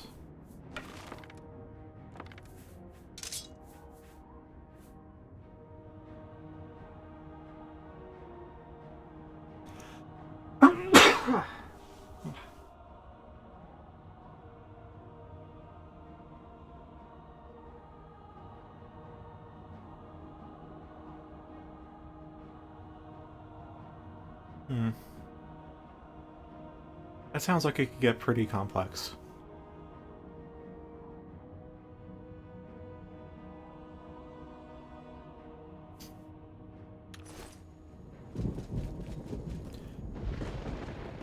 So there's one question I've always had every time someone says bless you. By which god's power do you bless me? That's why I don't say it myself. I don't have a god to call upon.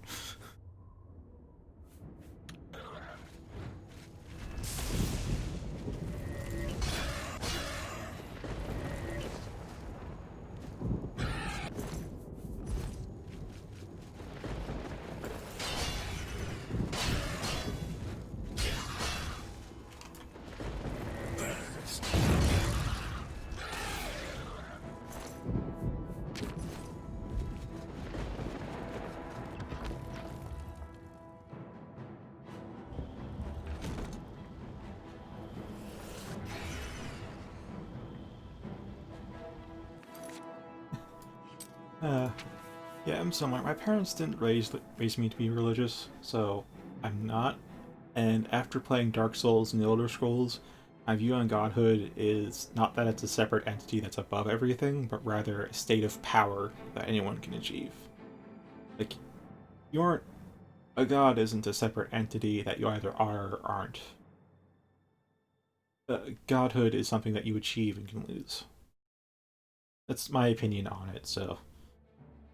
The other opinion is I'll believe a god when I'm confronted with a god, and until then there's some proof that they don't exist, but also no proof that they do exist. Hi there. I'm sorry, was your disposition high enough just now that you wouldn't fight me?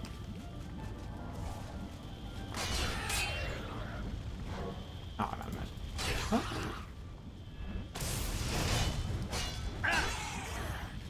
And he just kills himself. Okay.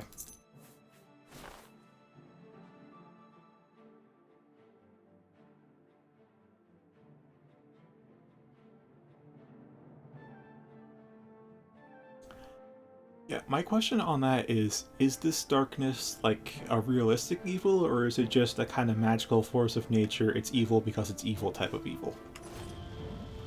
Also, this orange pool here is an instant kill pit. I'm not going to jump into it. I made the mistake once. It's when I died.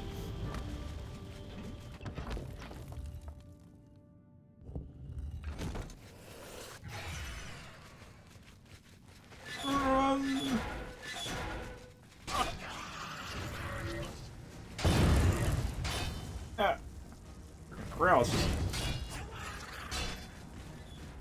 Okay. Then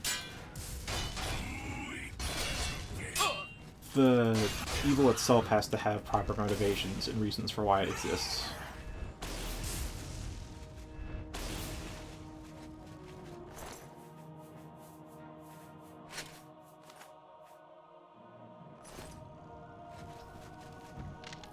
Oh, so like a actual just force of nature type of evil that's evil for the sake of evil, but there's another guy who knows what's up but is doing evil things to try and defend from it, but nobody really knows. They just think that guy's evil.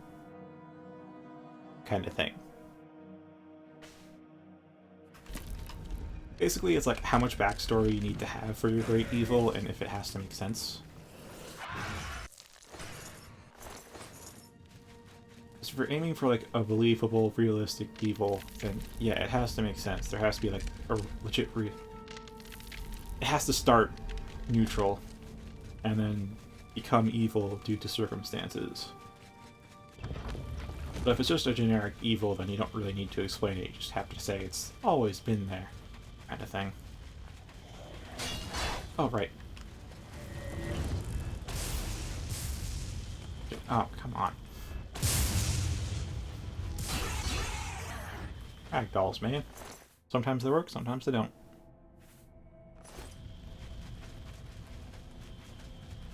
Oh, right. Out of combat, so I can off the repair hammer. You know, in later playthroughs on 360, I never leveled above 2, because then the clan fears appear, and then Joffrey never survives the battle for Bruma. I always hated that.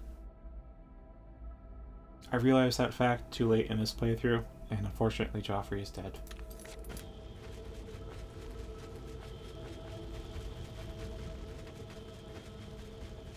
Alright, here's the bookkeeper. It's not a requires key. Oh, come on. Come. Stop rubber banding back here and just go into the freaking death laser. I have 10 minutes to close the great gate at the top.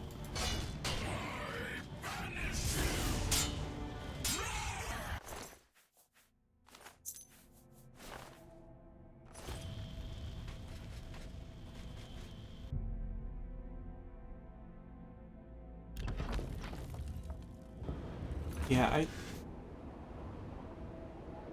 my own general theory with how to do it is you start with some hand wave, like say, there's magic in this universe, and that's your big hand wave. You don't explain that, you don't try to explain that, but then with that foundation hand wave in place, you then try to logically explain and create everything from there.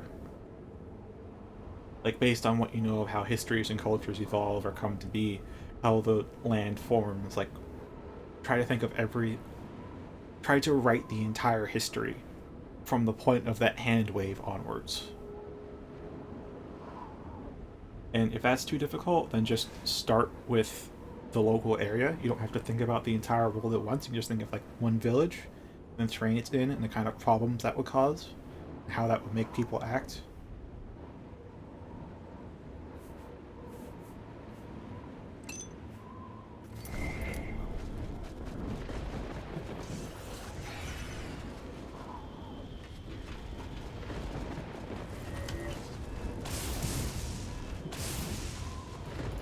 Oh, that's one down, maybe. Ah. Or else it's poison again.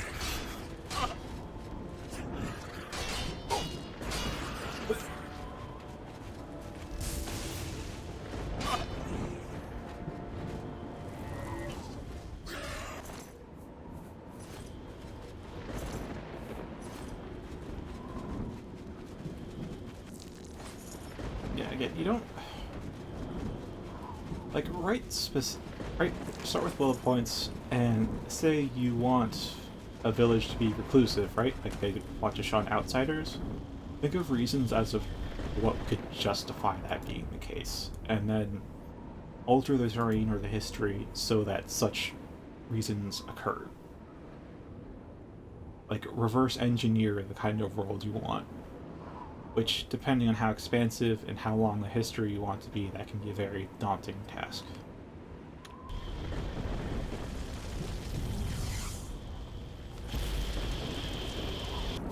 Sorry, is it possible to actually use the Great Sigil Stone?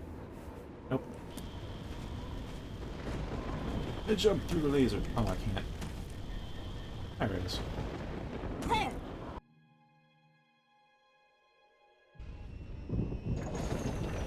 Hello.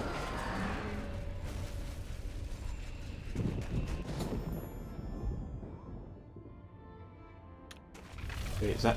Motherfucker, Boris is dead too.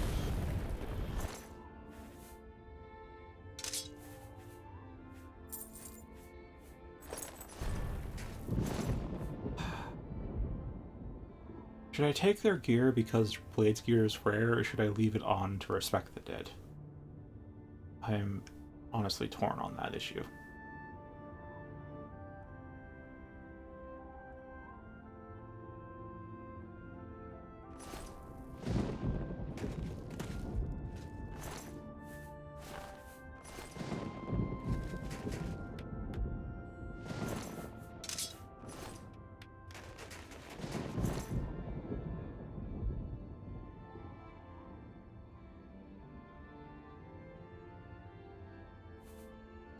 You can start on the lore now. You can start on the lore now. That doesn't require programming skills. Oh, this is gonna... It's heavier than I thought.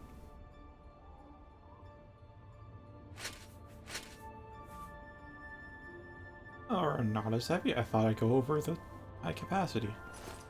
Okay.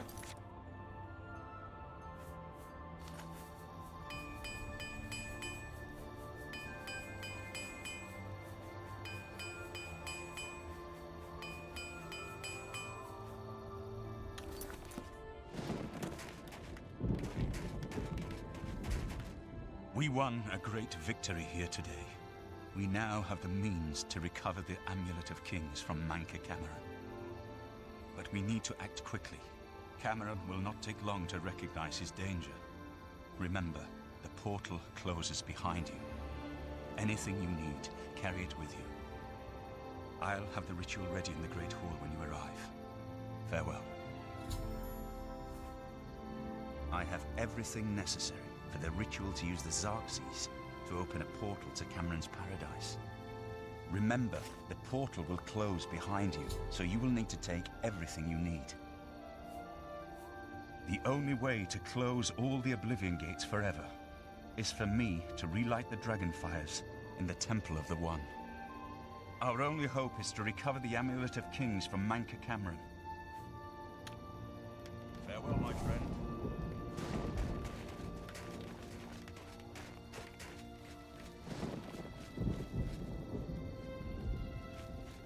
That battle for Bruma is over, and this, if I complete this next quest, it will actually reduce the amount of gates that spawn to less than I've shut.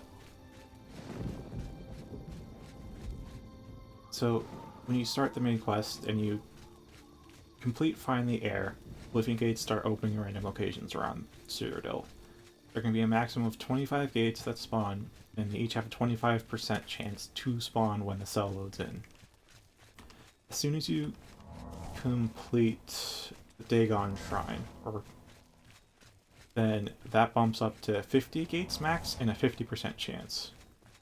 Then as soon as you complete Paradise, which is this next quest, it drops back down to 25 and 25%. Since I've closed more than 25 gates, no more gates will open if I complete this. Means I have to delay the main quests until I can find the last 4 gates, or 3 gates. So I remember reading that the Great Gate counts, but doesn't update the... Oh, seriously? Oh, what a timely crash.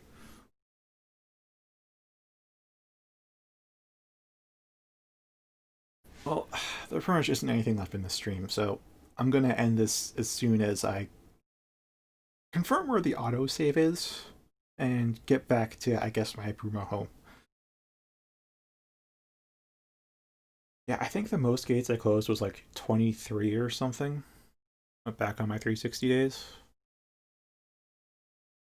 This is the first time I've tried to close every gate.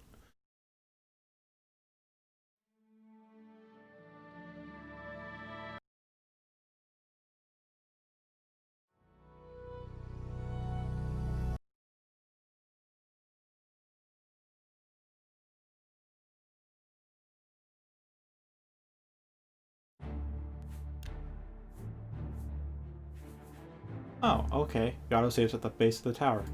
I have a hard save at the top, because I have a habit of doing that. So, the thing with sigil stones is that you get a random sigil stone, but it's only determined once it's added to your inventory. So if you save right before it's added, you can just keep re-rolling the sigil stone until you get what you want.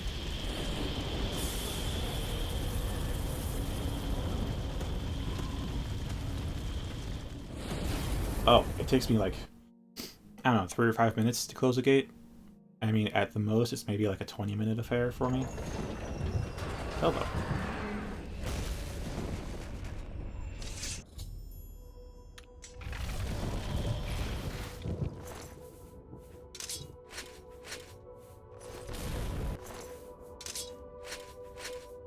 And I mean, it's so short for me because I am a max level demigod. Mostly it's because of acrobatics, where I can literally jump over. Like you saw it when I was going through the Great Gate, where I just jump, instead of going into the tower, I just jump from one tower to the next. Yeah, it's like just that whole like just jumping around, jumping past obstacles is like how I managed to close these gates so quickly. And then once I get to the main tower, I have fall down and bleed to death to just kill things if I don't feel like fighting. Oh, but there's... Oh gosh, I'm gonna make a hard save here because I'm gonna use it. I'm gonna revert back that it happened. But for a while I was using my new paranoia spell. Just take a look at those effects.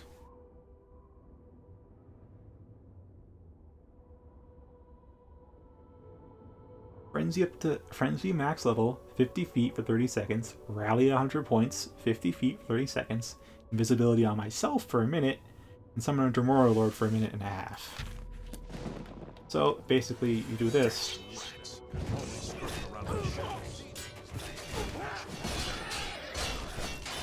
Yeah, basically whenever I didn't feel like fighting, you know how I mentioned earlier in Discord that like when I first got into gates, it'd be like a 1 versus 8 because I'd find like 3 Dremora and then they'd each summon like 2 more Dremora because of their concentration spells. I kind of got tired of that, or when I don't feel like fighting that, it's just I cast the spell and then they fight themselves.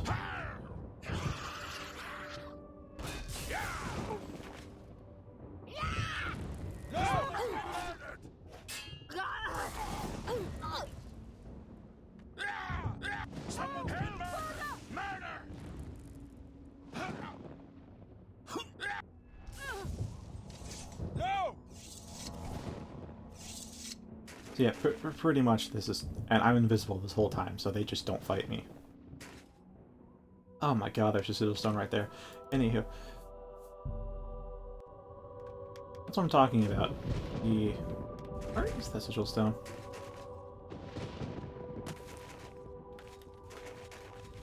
I have to look for that.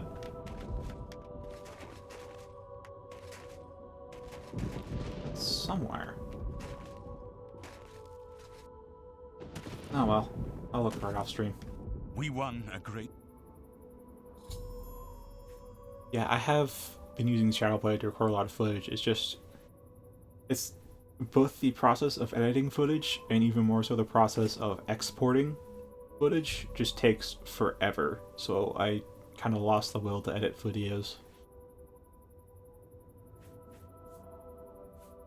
But every now and again, I'll hit the footage I have and make something out of it.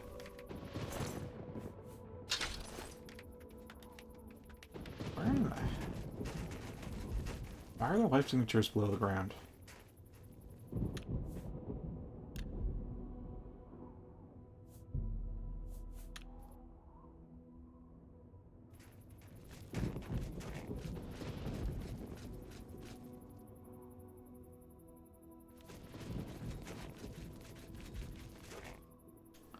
Okay.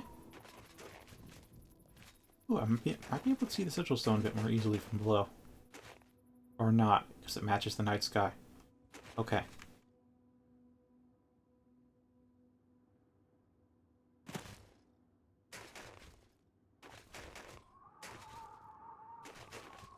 Yeah, somewhere there's a Sigil Stone here. Oh well.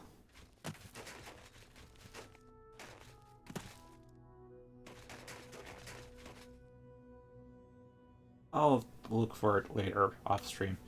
It should be somewhere here.